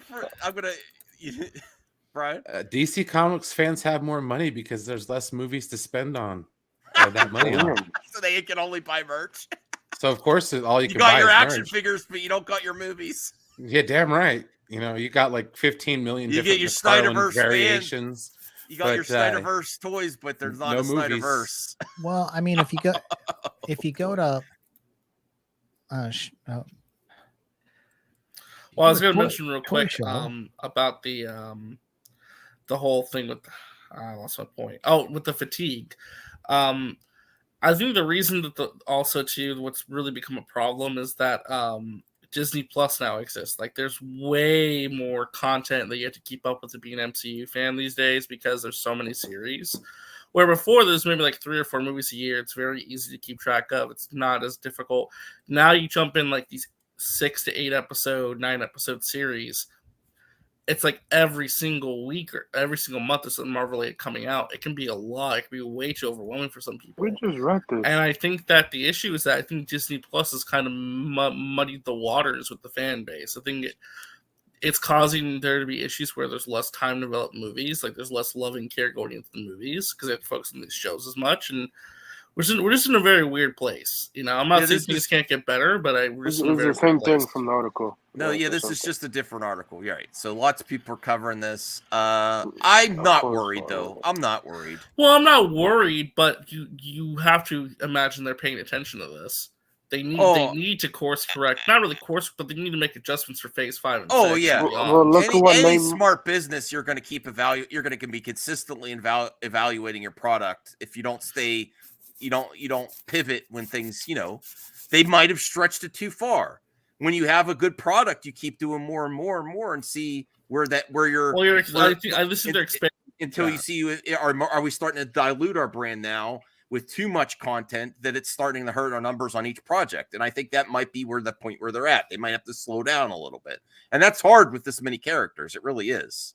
Until we get to the Secret Wars where potentially they could streamline and, take it back down a notch. You mean They're going to reboot? have this issue where there's so many characters. Where do you get everyone's storyline in before Secret Wars so they have a fulfilling arc, It's an issue because there's so many characters. Well, where you don't have this issue. You don't have the same issue in comics, right? Because you can make as No. many comics as you want, but the movie it's a different thing. Movie industry and TV is a different thing. I'll say this, and I've been surfing on Sideshow Toys' website, and when you go to the Hot Toys 12-inch line, there's way more Disney Marvel stuff than there is any DC product. yeah. So, that shows you right there, though, there's limited stuff for DC fans to buy in general and to consume. I mean, I know we can go to Kohl's and Walmart and get T-shirts with the Batman logo on, but I'm talking about like high-end merchandise. You know, these are $200 action figures and stuff like that. It's Marvel all over Sideshow and Hot Toys. So Oh no! I was really high hopes for this. I did not expect a Blow. 6. There's other people that give it a 7 or 8. I'm gonna keep an open mind. I didn't know Joe Blow was still around that website. Oh yeah, they do lots of stuff. Wow, I need to check them out But again. I was really looking forward to this show. It looked very promising to me. I hope it's just an anomaly, this review. Also, when to DC get more TV shows for DC characters on HBO Max in the next couple of years? And just wait for that. Oh, Evil Dead the game is available for free until next Thursday. I don't know. Yeah, I mean they're doing the Penguin one, right? And then Penguin, Jon Stewart, right, the Green Lantern, Peacemaker, Peacemaker. Yep. And Oh, here's a link. Here's a link. They're providing a link. Made available free until next Thursday. I need a sequel to the game. That's what I want. Epic Store Games. If you want to, here, I'll put the link in the chat. If anyone has a PC that can run it, I think it's for PC. I don't think it's for consoles. You could beat a game by then, right? Go down to the same. So. Hold on. Even the game. The game looks cool. Oh yeah, you could play on PlayStation 5, Xboxes. Go up. PS4, Xbox, Switch, PC, stuff. Oh, you can. Yeah. Ooh, I'm gonna save that for later. Anyone interested in that? I'll play it. Epic Games. You have to sign into Epic Games. I have an Epic Games account anyways. That's cool. All right. Sorry to interrupt. Free stuff. Apparently, I'll have to check that out. All right. Well, no one had a lot to say about Wednesday, except the average review there. Disappointing. I'm gonna check out more reviews though. I'm still gonna watch it regardless. It's on Netflix. Oh, it came out today. Oh, yesterday or today? I'll watch it. Oh no, today. It's probably gonna be easy. Disenchanted. I love the first movie. I thought that was a lot of fun. Me and my wife liked that movie. Or not. But I don't know. I wasn't feeling the trailer for the sequel yet. I don't know. Oh shit! Are they just trying to make clickbait here? Everything's average. I mean, 6 is not bad. 6 or 7 is not bad. Oh, wait a second.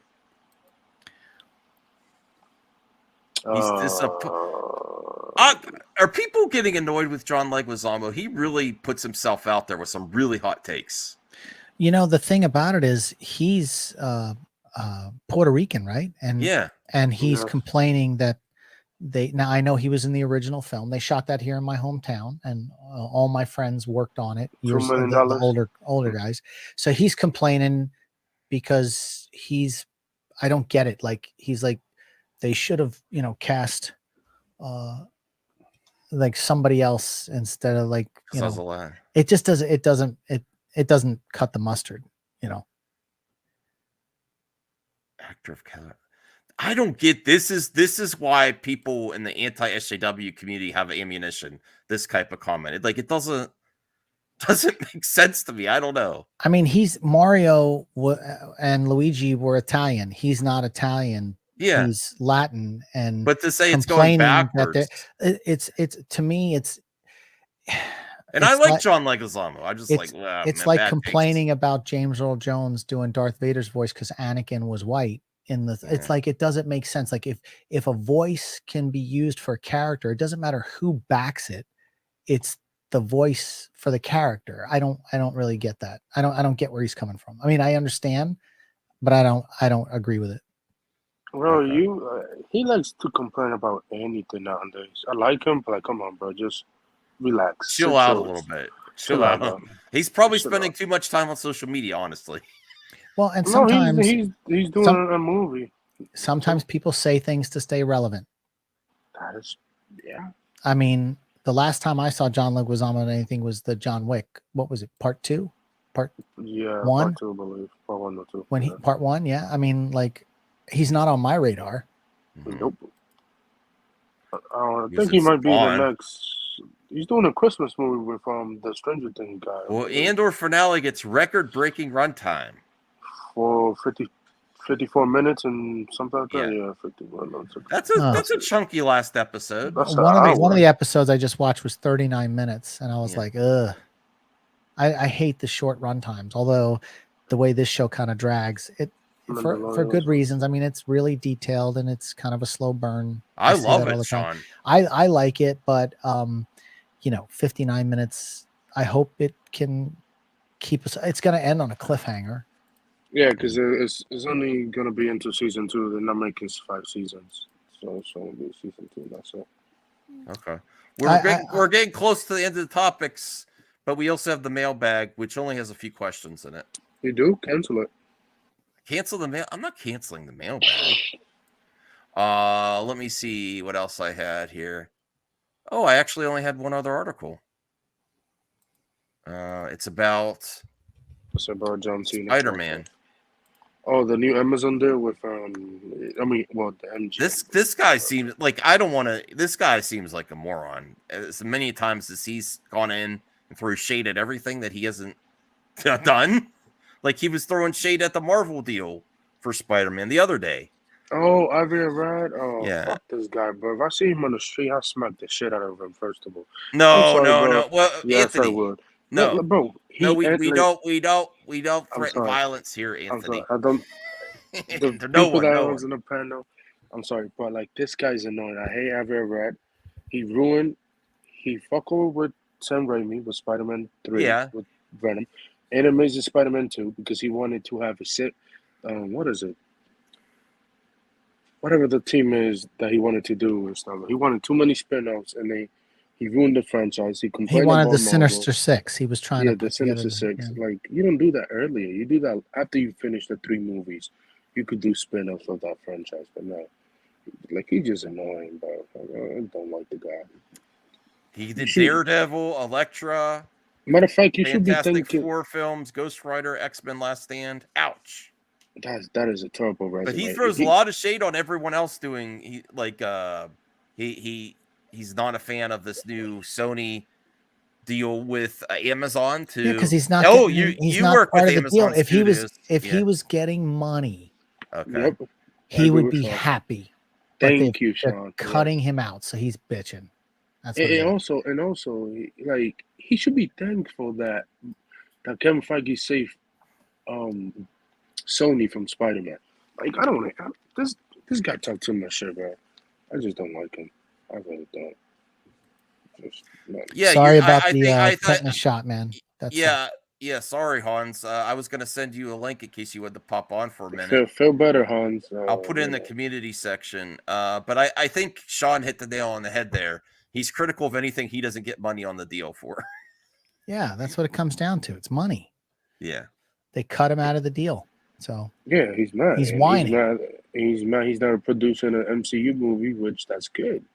He was an Iron Man, and he seems to have a childish grudge against Feige. He used to work with him. He's garnered success, and everyone thinks his projects were mostly garbage. Even though I like all those projects, the majority of people in these, if you're talking about these, Daredevil, Elektra, Fantastic Four. I mean, yeah, they were meh. They were so I like standard. him, but he seems like he's salty. You know, he is. He's It's not getting money. a paycheck. It's He's not money. getting a paycheck. All right. Well, let's get to the mailbag. What happened to Hans? Is he gonna die? No, Hans. His finger. Oh, okay. Oh no! Wow, Rusty as F. He lost his hand. No. He said his finger's in a splint, and he got to get a tetanus shot because it had rust on it. Kingsport Cal, I like Daredevil too, especially the director's director cut. cut. Yeah, Me and CGH got to do a watch party for these classic Marvel movies. It should be in Disney Plus. I love them even more so now because we have the MCU because it's a different vibe. Like it's. Oh, just wait until you get Ben Affleck. Yeah, I know. I like that movie. The only part that was cringe to me was when him and Elektra were on the playground jumping on the seesaw. The director's cut is the superior version of that movie. I mean, there's still that cringy part with the swing set. Yeah, and I don't Also, think Jennifer Garner is a great people keep Elektra. forgetting The rest that of it is fine. Kevin Feige contacted Ben Affleck to come back as Daredevil and Doctor Strange, and he said, "Not yet." it's too soon. So he probably be in Secret Wars. So Is Matt like, streaming? Probably. I don't know. But, like, Also, Avera was the guy who canceled the end of Spider-Man animated series back in the '90s. So I don't want to hear jack shit from him too. But didn't he? But didn't that article also say he kind of killed Andrew Garfield's trilogy? Yes, he did. Yeah, Kinda, yeah. But he but did. then that was because they were trying to bring The Spider-Man to the Sinister Six. MCU. Yeah. So Which it was yeah. reported that Kevin He Feige probably wanted had Andrew he had a Garfield. 3-picture deal with the, and so by that third film being killed, he lost money. It's all about this. He's bitching because Well, did you guys catch at the end of No Way Home where Avi Arad gave himself a congratulatory pat on the back where he said, "This film is dedicated to the one true believer, the Spider-Man character, Avi Arad." That's the real thing. Go back and watch the credits of No Way Home to the very end. Are you serious? I will literally pull it up. Max, look it up. IG, look it up on Google. Bro, like this guy. The reason why Andrew Garfield came back and Toby was because of Kevin Feige. It wasn't because of him. It wasn't because of Sony. It wasn't because of any Pascal. It was because of Feige. That's the reason why They're saying on Marvel Updates, a special for Disney Plus dedicated to Ghost Rider. Marvel Updates is a fake account. Don't trust It it. is a fake. It's run by RJ. It's not run by me. No. I could care less about a Ghost Rider series. Oh my god. Oh, Sean, bad take, Sean. No, I just I love Ghost It Rider. is what it is. So it's a special. They It's don't a have the special. direct screen grab, but this is what it said in the post-credit scenes. The filmmakers would like to gratefully acknowledge the original true believer, Avi Arad, whose vision led the way. We can't see it when you do that. Yeah, sorry. The filmmakers would like to gratefully acknowledge the original true believer, Avi Arad, whose vision led the way to bringing these iconic characters to the screen. Oh my god. That was in the end credits of after the post credits of No Way Home. I hate that. Well, but he was instrumental in the Sam Raimi. I mean, you got to give But the him. original true believer, though, like I don't know, like that's only that's reserved for Stan, man. But they didn't even thank Sam Raimi. Like Sam Raimi deserves the thanks for that. Yeah.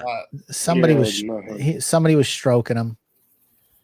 Oh, I think it was Avi Arad himself who wrote that and put it in and be like, "Who put this in the movie?" It's for me. You're probably right. I wouldn't doubt it. Well, now that he's not a producer no more, he just bitching, like what Sean said. Yeah. Oh, and here, shout out to Rational Skeptic. Even though he's consistently saying, go check out Matt's channel where the real truth is. Here's go sub to his YouTube channel where he does some gameplay. I just subbed to Rational Skeptic. It's a fake game. It's a fake gameplay now I'm playing. His last video is Virtual Fighter Arcade Esports Edition. I could play that against you, Rational. That is true. I've read they told Sam Raimi to put 100 villains in Spider-Man 3, which is crazy. Venom. Okay. All right, I just subscribed to. Yeah. Team Jarbo, what the spherical man? I hope you're still going to be a member after your gift membership expires. I know it's spherical man. I know. I'm just joking with you, man. He's always Team Jarbo. Okay, so let's get to the mailbag. There's only 3. Mass Vigilante, quote of the day 38. The value of eternal love is a myth, but sometimes we forget that we can make our own myths and love those we care about till to death. Contrast to believe that legends and myths are just made out of the truth by mankind's once great ideals. Okay. Hey, Max, I hope you have a good stream tonight. And I also have you heard the news that one of the Sony Spider-Man characters, Silk, it's confirmed for her own live-action series on Amazon. And rumors saying that she might meet Spider-Man. Does this show pique your interest, or are you not on board because of Sony's past decision-making? This excites me more than any of the movies they've announced so far in the Spider-Verse. They're not putting Spider-Man in the show. I don't know. That's not going to happen. That's not going to happen. You probably see a stunt double like they do with Superman. Oh, thank you, Spherical Man. Like unless it's Andrew Garfield, somebody who wasn't attached to the MCU. He's fallen asleep. He's catching flies right now. That's like Wait, what? Wait, so can you go back to the question? He's laughing. He's laughing. He's laughing. He's just got the Marvel fatigue. Yeah. Woo! Sure do. Oh, Star Trek. Star Trek. What about it, man? Did you None of see the guys Star watch Trek it. question? No, Did you but see did the- anybody because- watch Prodigy? Because it No? didn't exist. Yeah. Oh, that's what I okay. thought. So the question was about. You could have left the Star Trek question there. Prodigy's Yeah. listen. Prodigy is half off on PlayStation You know, right now. my Black Friday deal. membership got put on hold.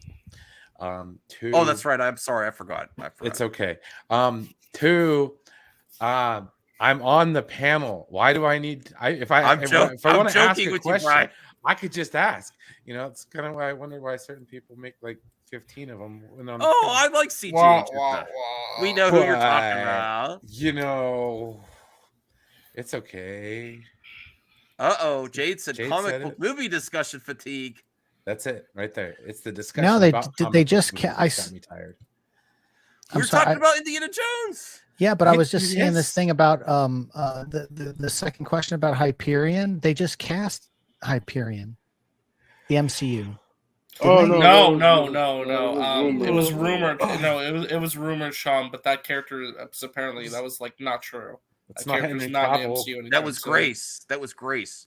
Since it looks for certain Henry Cavill has yet to sign a new deal to continue playing Superman, we don't know that for sure. No, But, did I just read Tyler Hoechlin though? Oh, that was a fake rumor on Twitter, It's a Sean. It's fake not. It's rumor, not yeah, legit. yeah. Are we Okay. back fan casting him as Thank Doctor God. Doom or Hyperion or Captain Britain? Let's go by the people that are involved. James Gunn. You have two things to go by. James Gunn said him and Peter Safran are the only ones that know, and then everyone else doesn't know shit. And then also Henry Cavill promised us that there's things in the future. What that means, we'll have to wait and see. I think it would be idiotic and be the biggest boneheaded move if they let him be in the movie and there wasn't a plan to contract. Well, that's a already good signed. thing. I mean, that's But the thing too. it's possible. It is possible that they let that happen. Well, I was going to mention too, it kind of forces Gunn and Safran's hand a little bit too, because I feel like if they don't bring back Cavill, that's not going to look great for them either. I don't know. Sean has worked in the industry. Would it make sense, in your opinion, Sean, to have him appear in the Black Adam without any plan of contract in the future, kind of announcing his return? No, That would give all the leverage to Cavill. Yeah, it there is stuff in the works, and it's been in the We works. just don't. We just my don't know what opinion it is. is. They're not announcing it yet. They know. And listen, James Gunn, because he had the DC EU at the time versions of Superman, Wonder Woman, Aquaman, and the Flash in Peacemaker, would have absolutely had Henry Cavill in that scene if he could have. Yeah, if he could have. There was reasons why he was in the shadows, just hovering. I'm telling you, just let it play out. Well, this is the opposite side. I love you, Caden.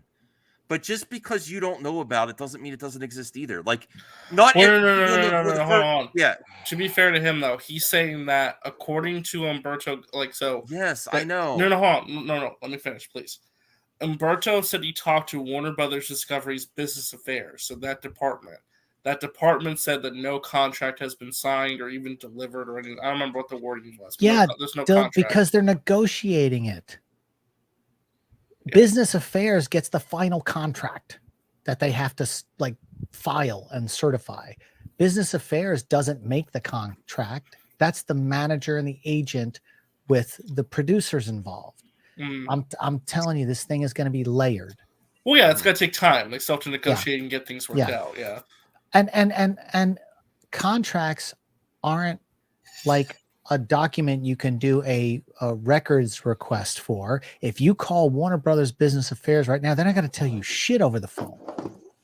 It's against their policies to divulge that information. Period. It's a private contract. It should be. It's like, it's not the exact equivalent, but it's like people's medical. You can't just say, "Oh, what's this is." Unless it's a privately owned company. Yeah. It's a privately owned company. Ask yourself this question. Has any of you ever, let's do an internet search, found a contract? No. From a Hollywood person those are done by lawyers. Those are things sealed. Like, and the business affairs. If a reporter calls up and says, "Hey, you got anything?" No, we don't. Well, because it hasn't hit their desk yet. They're Well, they're filers. Well, you know what? And Degrassi asked an interesting question too. Why would business affairs tell Umberto about if a contract exists? Absolutely. That's a good question. Why wouldn't they? It's stupid. It's just it's fake. And he has let's be real. Who here doesn't think Umberto has an agenda with his articles? Oh, he Everyone does. He does sometimes. Yes. Everybody does. Yes. Yeah. Yeah. Yeah. Okay. And then so- what was there was one more. What was the other thing? We let's kind of talked about that already. Yeah. I mean, it's Ibrahim Khan says, "Do you think Black Adam box office has affected WB investment into Cavill Superman?" Nope. I think No, Superman's they can safer write than that Black as Adam a- is, honestly, in my opinion. I'm not Yeah. saying nothing's going to happen. I hope we get another Black Adam project or Black Adam and Shazam or whatever. But honestly, I believe the focus has really shifted on Superman. And if you go to Zaslav himself, what did he say? I want the Trinity. The and Trinity. why he said one of the Superman, first things he said Batwoman. was that there hasn't been a Superman movie in how long? 9 years. 9 years. 9 years. 13 doesn't count. 9 years. He doesn't know his math. And listen, just think about this for a second. Superman goes and visits him in the post-credit scene, and he says, Conda. He said, yeah, Conda. He says, "We need to talk." Okay. That's not like, "Hey, let's talk and fight. Let's have a Superman versus." We know what Dwayne wants because he's kind of said it. But if that's not the plan, what if, because Black Adam's the anti-hero, they have to come to him and say, "We need you because we have a bigger threat." Well, that's a good point, Sean. Okay, so yeah. so wouldn't it be nice if Dwayne's character, comes in, and it's almost like that scene in The Dark Knight Rises where Catwoman, he's like, "No guns," because he don't want to kill people, and she's like, "Oh, no fun." Same thing. You could have those moments with Black Adam because he's gonna kill everything, and they're like, "No, we don't need it." Oh, it's too late. He's gonna go kill. It's like they could use him, and then he would be a good guy in some respect. He's that anti-hero because he gets to kill people. I think when he alluded to, "We need to have a talk," it's not, "We need to have a talk and we're going to go fight each other and this is what's going to go."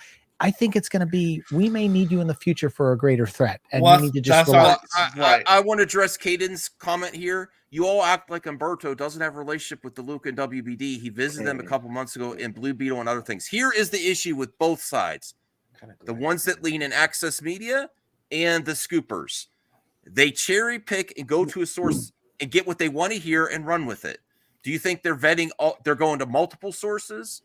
And honestly, I do think that. Why would they tell him at that point? There may be a preliminary contract that they might have signed him on. Yes, you're going to do more deals. And then we need to refine this before the records department gets it. And that's if the records department was able to release it. Why would they give it to him? Yeah. I'm not acting like that, but it's on both sides. They get the info they want and they run with it. You can find, I said this consistently. It's not hard to find a source that tells you what you want to hear.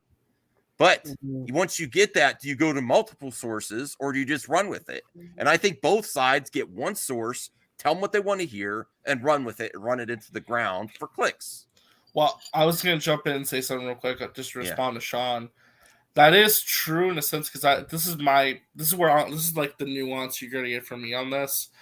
It is a possibility, in my opinion, that just because James Gunn and Peter Safran may not follow through what The Rock originally intended, does not mean they cannot use that Black Adam post-credit scene to set up what they want to set up. Absolutely. So even though it may not be okay, we're not going to do Black Adam versus Shazam or Black Adam versus Superman as a movie. Let's find a way to integrate the use of Cavill in a different way. Let's use this post-credit scene to do something else with it. So I think that's actually is a good way to look at that because I feel like they may have to examine how do we take certain elements that these movies set up and turn them around to what we want to do. So, yeah, I agree. I agree with that.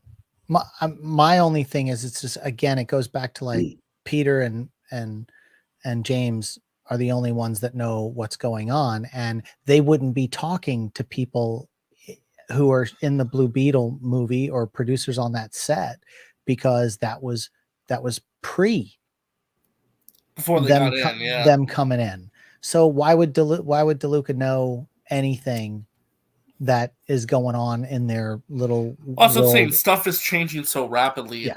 By the day, stuff is changing. Yeah. Gunn probably talked to Andy Machete, the Flash director, probably, and that's it. Because that's Well, what I the Flash- imagine he's had to talk to Yeah, like because that someone. Flash I mean, is a soft again, reboot, he's yeah. had the job for 3 weeks, so who knows who he's met with. And who he And hasn't. look what happened with the Green Lantern series.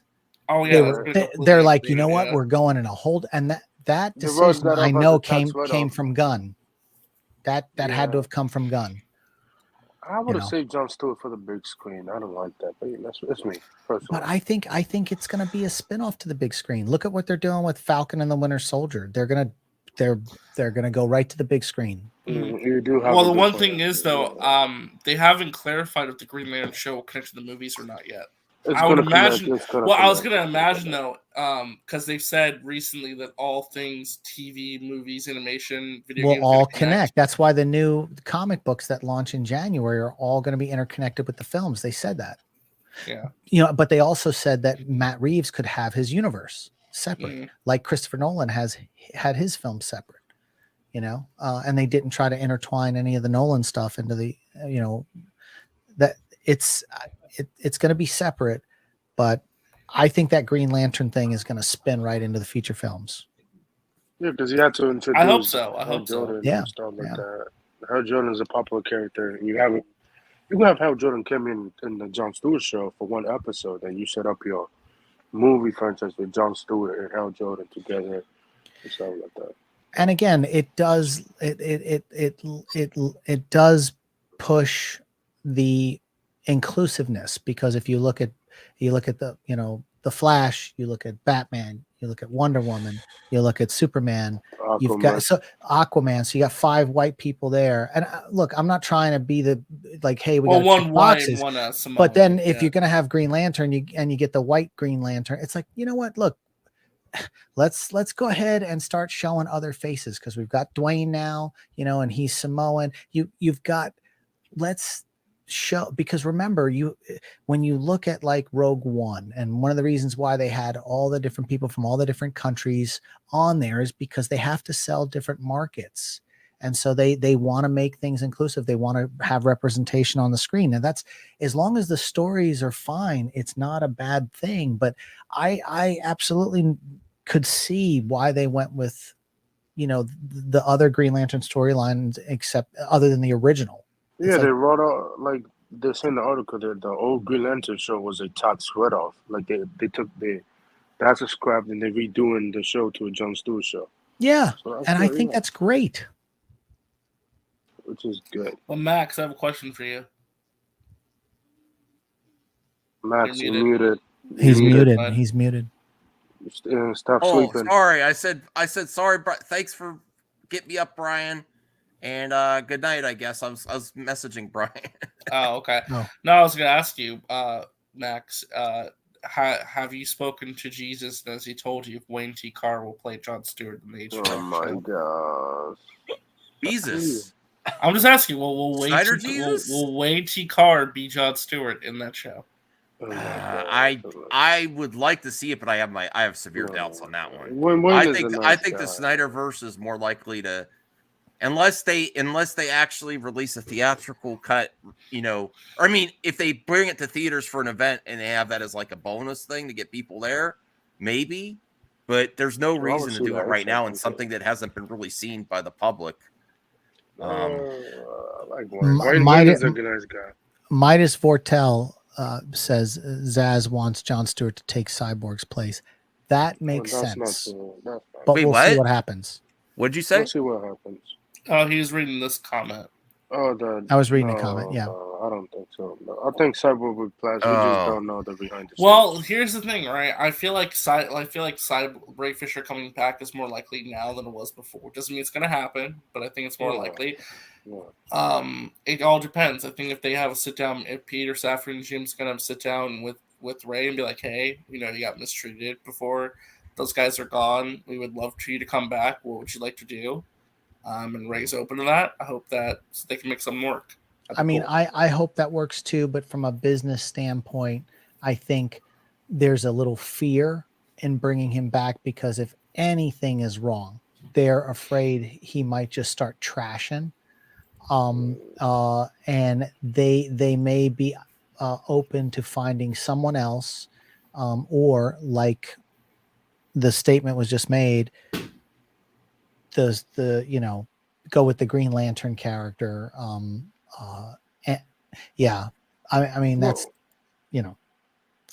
and then think about what his agents, Ray Fisher's agents, would negotiate to bring him back because of the abuse. The money he may want might not work. Those numbers might not work for them. We'll see. I mean, he's not that expensive to get back. I just say that. Well, I had this part of this documentary. I don't know. I don't know if you want to stay, Sean. If you have time, if not, I really enjoyed you because this isn't exactly movie talk. This is about the Miko Tommy Talarico. This is one of the most epic parts of the documentary because it's talking about Tommy Talarico in his MTV Cribs episode. Oh no! I'll stick around.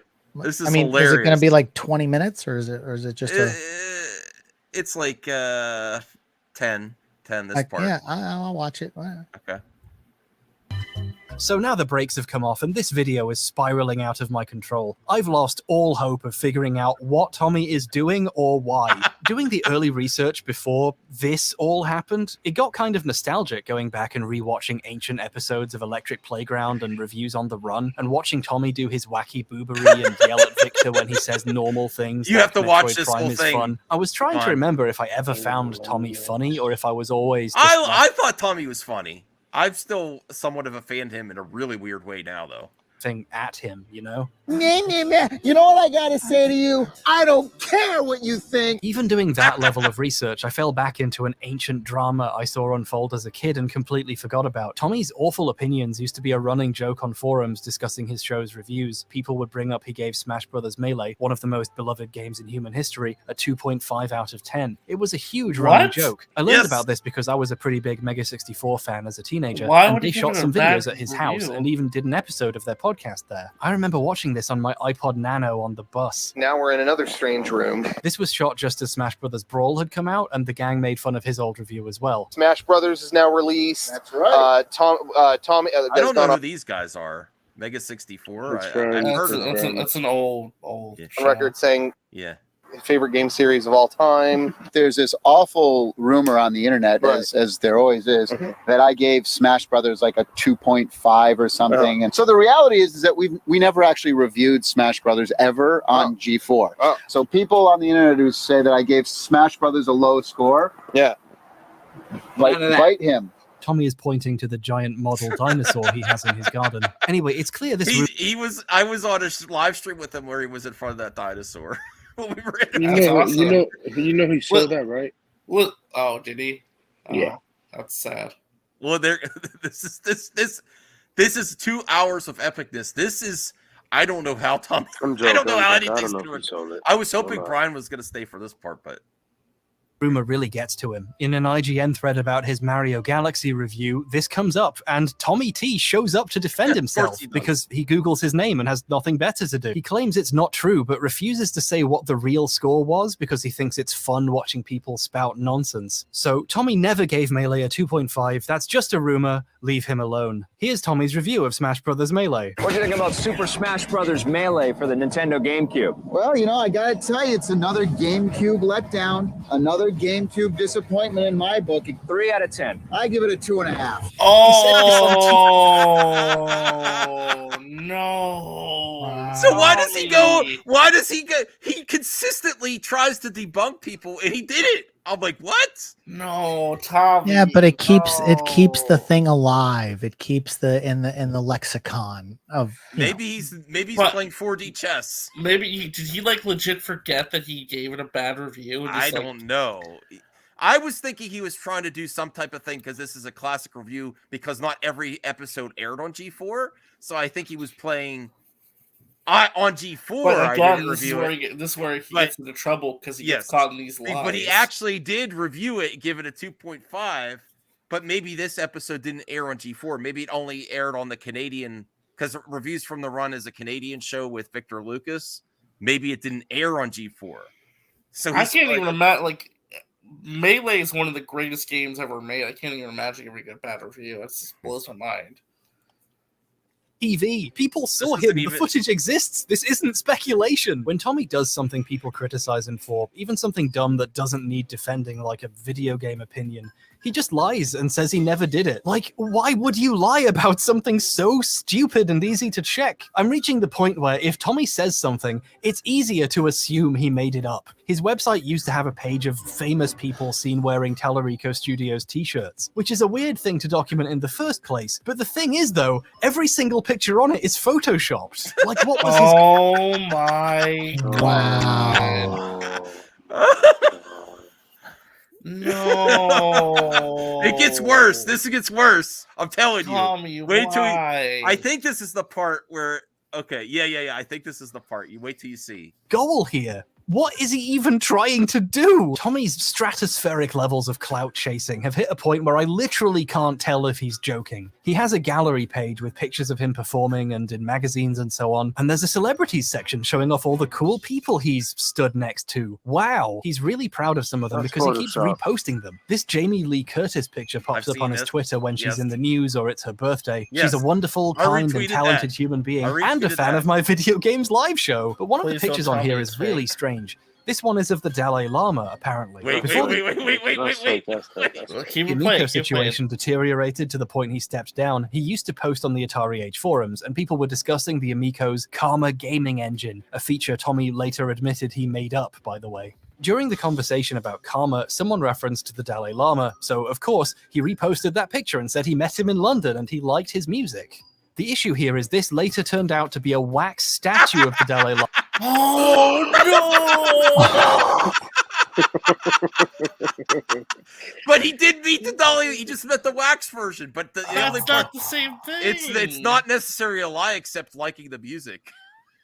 You know, I knew a guy that would Photoshop Paris Hilton next to him, and he swore up and down that he knew her, and he was, and you're like, dude, this is so like This you is faked this. Yes. There are people out there No. that do this. No, this whole 2 hours is like a rabbit hole of Max, this was your hero. I know. Is this really broke me? Like, I don't think I could say that with a straight mask anymore. Keep playing it. Keep playing That it. he is my hero. Wait, I I have a still question. like I have a him. question. I still like him. Has Saggy seen this documentary? I think she has. Oh, I'm not. man. Listen, I would still hang out my with them, God. but he's like, the person, your friend that says the big fish story. He's the boy who cried wolf. But dude, have you got to call him out on that if you ever get in his face again. I honestly, Sean, this is Tiger King levels of craziness. It is. This is like a documentary. It actually, Sean, get some people together, start working on this. You will blow up. Yes, if you get a group honestly, together. like- You know people. Look Tell into some pe- this. yeah, tell some Look, Hollywood watch this whole producers, like, the thing. story of Watch this whole Tommy. thing, and then here's the title: Tommy Talarico. Wouldn't that be something? I'm telling you, I'm gonna write it down. I'm telling you. Talk to some producer friends. I know everyone involved too. I could get you interviews. Oh my goodness, This would be like a great Netflix or like Peacock or whatever. HBO. I know documentary. someone that invested 10,000 in it and is a YouTuber. You know who would probably sell the rights to get it done to like Netflix? He would do it himself. Yeah. Well, it would be better to get not him involved. I mean, you could still do it without him involved. It would be a better production. Because No, it's but what gonna- I'm saying is he yeah. couldn't resist the temptation to be in front of the camera and defend himself. He is such an egomaniac that he won't admit that he failed to do that. I once thought that he might, this is the way to save your console. Make a reality series, but I think he would have to admit that he made some errors and he won't do that. Dude, a wax statue from like the Yeah, and like why Madame why- Trudeau's. It's funny. Did he not? Did he really think that no one was gonna find out? Like, no, you don't. So You bad. watch this whole thing. It is so. keep playing He's this like part. I a want to see what other pathological people- liar. He's a pathological liar. I want to hear what the narrator says right after this. Llama from the Madame Tussauds in London. This is an Madame example Tussauds. of what I've decided to call the Talarico event horizon. Tommy has lied so much about so many things, I can't even tell if this is meant to be a joke. Is he doing a bit? Is Tommy Talarico a CIA experiment to see how far you can get in the liberal games industry by just making shit up? Is Tommy Talarico just a shadow on the wall of a cave?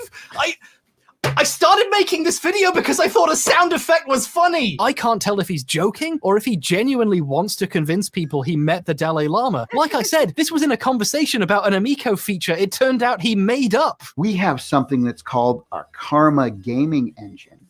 And what that means is that everybody, no matter what your skill level, can feel like you have a chance and that you're in the game. I'm interested in the fact that you're using the Karma Gaming engine. Where did that come from? Okay, so the karma gaming engine is just some shit we made up.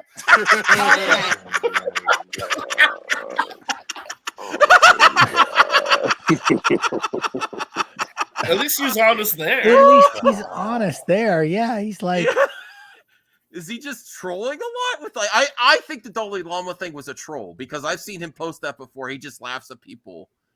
Yeah, I met the Dalai Lama.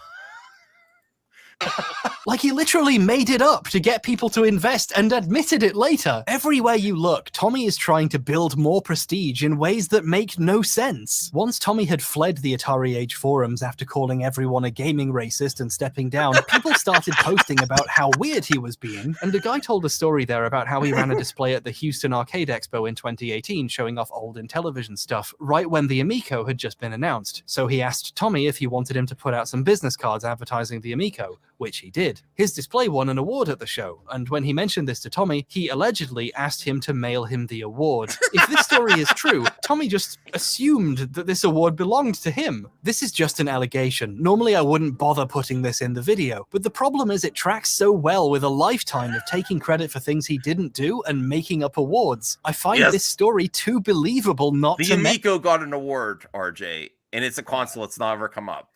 He does.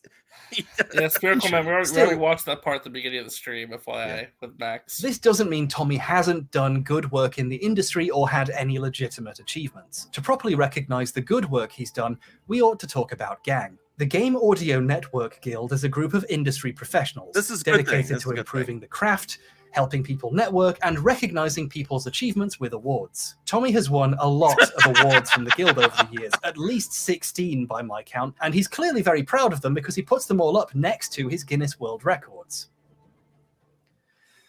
Tommy Talarico is also the founder of GANG. Recently, I founded a nonprofit organization called the Game Audio Network Guild, or GANG. It's really funny seeing Tommy give tours of his house in his GANG t-shirt and of his office with his GANG desktop background, and then going to his website and seeing 16 awards from the group he founded and was on the board of directors of at the time. Tommy Talarico, composer. Oh wait, this is it. MTV. Well, hold on, real quick, before we get to this part. Yes. So he founded a nonprofit meant to give awards and recognize talented people who work hard in the industry. And in this video, he won most of the awards. And in this video, his Guinness World Records, he contacted Guinness and told them, and they never verified. It's the part of Guinness where you could contact them, and so they never verified the. They never verified his claims. you know, this nonprofit's probably just a tax shelter if he's given himself the awards. You know, but here's Tommy's MTV Cribs video. That's what it's titled. So was he on MTV Cribs? Well, you're gonna wait because I thought he was because I watched a lot of YouTube. I watched a lot of retro. But I don't ever remember watching it on MTV itself. Well, let's see.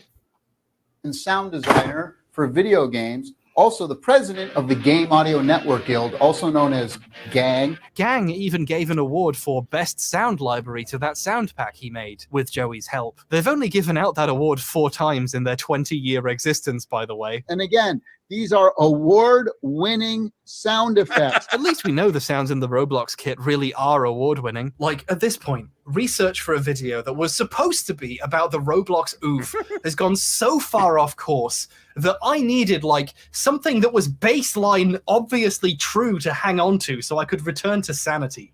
So I asked myself what I thought would be the most obvious question. Was Tommy even on Cribs? And of course, YouTube, he like I said, admits, there's a doesn't lot- he? there's I was videos never of- really on it. No, he doesn't admit that. No, you're being sarcastic here. But there's also a clip of me here too asking the same thing. Okay. There's a clip of me here talking about his MTV Cribs because I thought it too because I looked on his YouTube channel. House MTV Cribs I was on. It's awesome, right? You did it MTV Cribs? Yeah. Yeah, they tour my house. Didn't you have an episode of MTV Cribs back in the day? Oh, there's Brian. Brian's in the video. Oh, there was a sci-fi dragon. Roblox oof has gone so far off course that I needed like something that We was had to pause that, baseline hold on. obviously true to hang on to so I could return to sanity. Hold on, I gotta make this so big screen. I asked myself what I thought would be the most obvious question. Was Tommy even on Cribs? On YouTube, like I said, there's videos of your house and MTV stuff like that. Cribs I was on. It's awesome, right? You did it MTV Cribs? Yeah. Yeah, they tour my house. Didn't you have an episode of MTV Cribs back in the Oh, Brian and Sci-Fi Dragon. That's awesome. Wow. Yeah, like he tells people it was Cribs. He uploaded a video to his YouTube channel saying it was Cribs. So was it? No!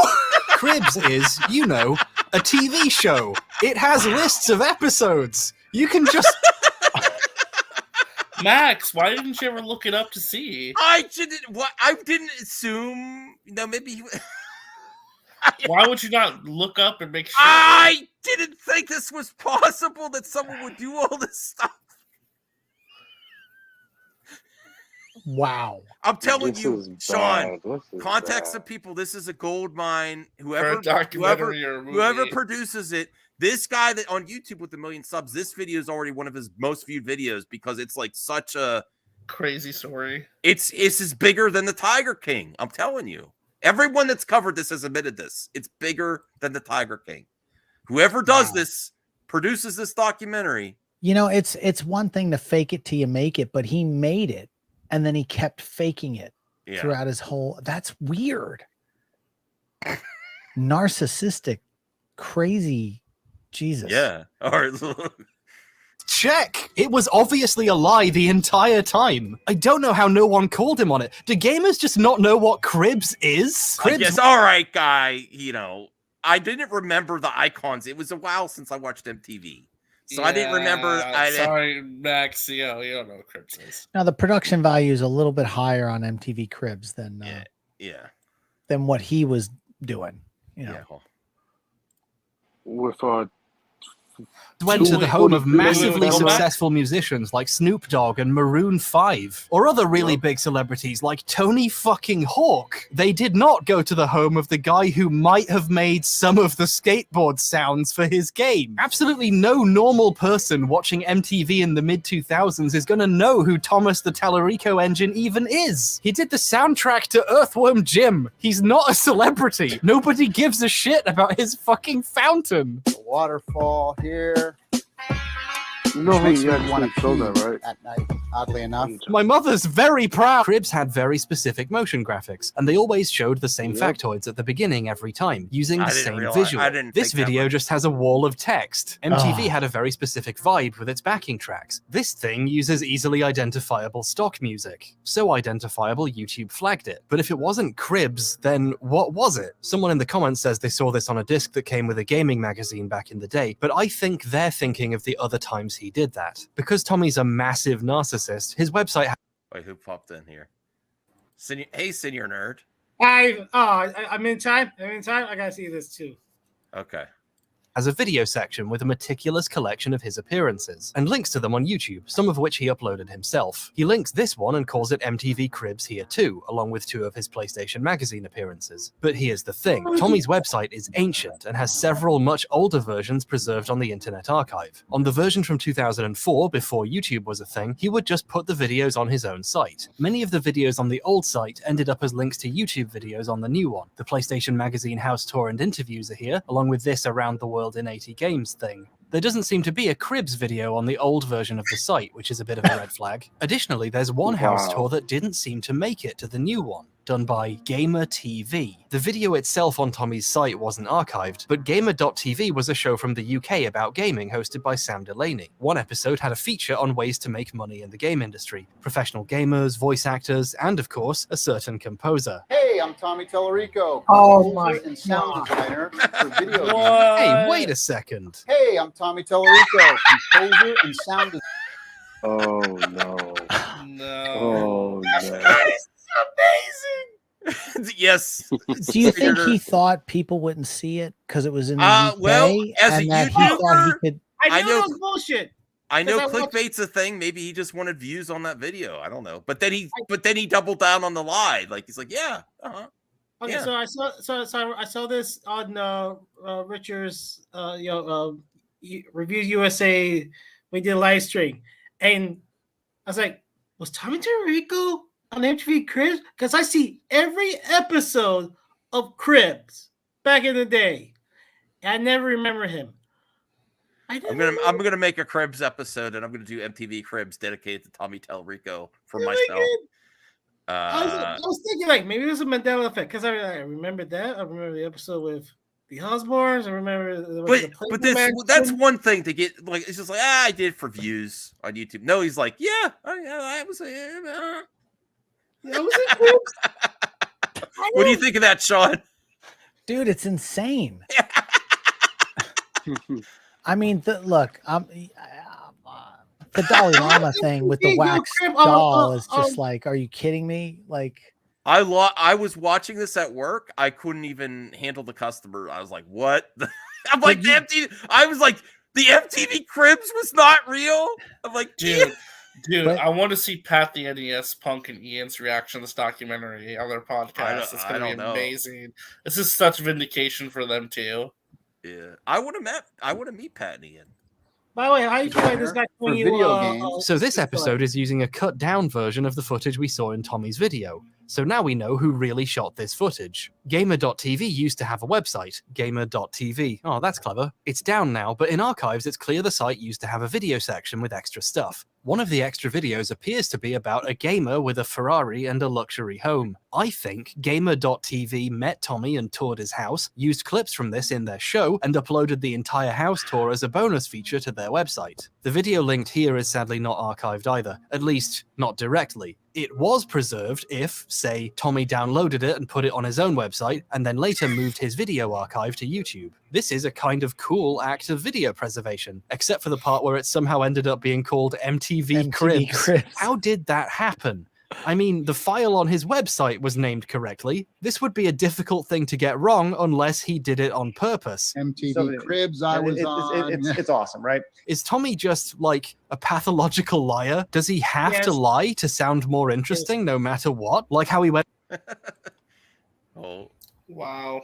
from I'm watching saying he this did whole- some sounds for I have Prime, to watch saying this he whole worked on thing. it with Miyamoto for 5 years, or how he went from being one of the voices in Pro Skater to the audio director, or how he went from doing 3 songs for Sonic and the Black Knight in 2009 to being the first American to ever get to kiss Sonic on his little mouth. Every time something comes up again, the lie has to get bigger. have to In watch that the whole newer thing. house tour I showed, the guy asks Tommy about if it was featured on Cribs, and he says it was on there more than once. Tommy Talarico has invited me to his MTV Crib, which this hasn't been on the MTV Crib, right? A couple times. Yeah. Why is he like this?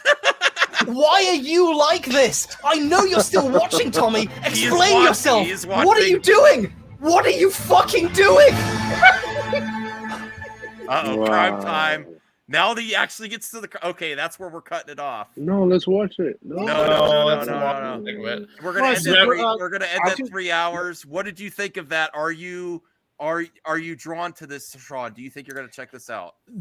Yes, because there are people who once they start a lie, they have to keep the lie going. Yeah. the lie going, and Like a and certain- then what like happens right is they believe it. It becomes real to them. Well, yeah, that's pretty much been happening since 2020. Fake it till you make it, and he just never stopped. Sean, I'm going to send it to your Twitter. Please do. Yes. It is an amazing 2-hour watch. I haven't laughed. Thank you, Zeno. I haven't laughed that hard because I kind of know Do you him. feel embarrassed? I met him in person, Sean. I met him in person. Do you feel Am I embarrassed now, embarrassed? Max? No, I'm not embarrassed at all. Did you Life's smack too him? short. Life's too short. This actually makes me kind of more of a fan of him in a weird way. I'm like, What? Because I'm like, what the hell, Tommy? I don't hate him, but he is a You're liar. delusional. You're No, delusional. he is a liar. He lied straight to your face. I do. The hero's a It's liar. It's a weird He stole thing. $300 It's from a you. weird thing. Yeah, he stole money from a lot of people. He lied to get investors, and I just like. It sounds very You familiar. can be a fan of something and not. I don't respect what he did, but I'm like, I'm drawn to his story. Like he is. Well, and in the same Like a flash of shit. No, in the same instance now, like that you've watching this, that people watch the Tiger King is because it's a train wreck Yes, and they can't tear and then away. they start to like the Tiger King. Tiger King's not a good person either. No. He's not. Do you really? Also, Zeno, they've also seen Max on camera be called a serial killer wearing a mask. Yeah. It's going to be close to 1 million people in the next day or so. Oh, I'm putting that in my intro. I got to work on my intro. Dude, you got to clip that out. You've got to clip that out. A serial killer. And then also Rich from ViewTech USA should have listened to your wife. Milk the free press. I would keep going on that. No, I didn't say I like him more. I said I'm like almost. You could be a fan of something. Listen, you could be a fanatic about something and not even respect what's going. Like, if something comes up about Tommy, I'm probably going to watch it. Do you want me to be honest? I'm It's a being train honest. wreck. Yes. Why not? That doesn't mean I respect what he did. That doesn't mean he has no did. value whatsoever. He did do some things in the industry. He's still a great composer, but he takes credit for everything. And he made some. He lies a lot, and And I'm there's a being lot honest. of I'm being people. honest. There's like 74 million people that follow someone that does the same shit. Oh, really? Who are you talking about? Oh no, I don't know. We know. Make shit up, and people. Oh yeah, okay, yeah. I'm just kidding. No, he didn't kill anyone. No, I would not be a fan of a serial killer. No. Lying is not killing someone. It's not. It's killing Max, you like my picture? It's killing Unless their funds. unless your lie causes people to believe something that they kill for. Yeah. Yeah. True. Yeah. Okay. All Just right. saying. That crime I- time. This also gets really good. And he mentions me quite a few times in this video. Well, I definitely want to finish this because I want to see what the crime, is. I'm going to check it out. It's really well done. And I might even, do a reaction video to some of it. We'll see what happens. Yeah. If you do, it's going to get good views. The people interested in this story are fans too, even though they don't like Tommy. You will get good engagement. Oh my God. Yes. Thanks for sending it to me. I promise I'll do it. I can't wait to see. All right. So go, Sean, if you want to put your channel in the chat, just in case. RJ, remember to pimp your channel. Anthony, Senior Nerd. We're at the 3 hours now. Yeah, I have a channel. Thank you. Is that really it, RJ? You're not even going to post your link? I'm going to in a second. Hold on. I have to switch. Just put in the private chat, Sean, and then I'll. I put it in there. Oh, but make sure, like everyone, smash that thumbs up button too. Yes, do I'm that. pretty sure this is going to be a Law and Order episode. It's going to be that epic. Sean, Oh, when I like said the you have game- to, when I said you have to watch that, did you think it was going to be that epic? Is it on the I- MTV Cribs? Well, I mean, again, you had me at the wax statue like that. The wax statue got me. That one too. That got me. Had me right there. And then I'm like, okay, now that this guy swindled money out of people, I want to know who the suckers were. That $17 million. Oh, I'm in the wrong business. Yes, Oh. Spider-Man room. Yeah, Spider-Man room with all the Spider-Man comics. That's a wow. You know he's selling. You know he's selling off everything at his house, even the Ferrari too. So Oh, the Egyptian room. That's my favorite part. He had. Why does he still even have that? Ferrari's from the 90s. Why would he even have it? He says he told me he never has gotten rid of a Ferrari. He has them all. That's a lie. He's getting rid of it. That's He's probably a getting lie rid of too. it. Yeah. Well, the thing is about Ferrari is like it's really hard to become to get a Ferrari, and once you have Yes, one, you're yeah. considered part of the Ferrari family, so you can actually get another one before somebody else because they're all hand built. So like someone off the street can buy a Ferrari, but they're more inclined to sell it to someone who's already purchased one. Here's Sean's channel. Go check him out. That's a Look true. out for That's that a, reaction video. that's a true thing. Yeah. So all right, I think that's all the steam I have for tonight. Thank you, Sean. We need to interact more. We got to work on some plans. We'll figure something out. I know Yeah, you're 'cause- busy. I know you're busy though. No, I'm in between shows. I'm free Okay. for the most part. So Yeah. seriously. But I want to see you do some YouTube shorts. Yes, I do need to. Seriously. Yes. All right. Max loved my camera. I might rewatch that whole goddamn thing. It was so good. I No, go to gotta sleep. watch the whole thing. No, Go back not to- tonight. Not tonight. Oh not yeah, tonight. I was gonna say. Yeah, no. But I'm like, it's that good. I laughed my ass off, and when that was one of the points where I was like going to this with my wife. Remember Tommy? Remember I was talking about the MTV Cribs? It wasn't MTV Cribs, and she's like, I don't care about Tommy. Tell her. No, that's a beautiful thing, man. Yeah. You know. Yeah, not care about Tommy. Well, good night, everybody. Thanks so much. Good night. Good night. Good night. Good night. Very good.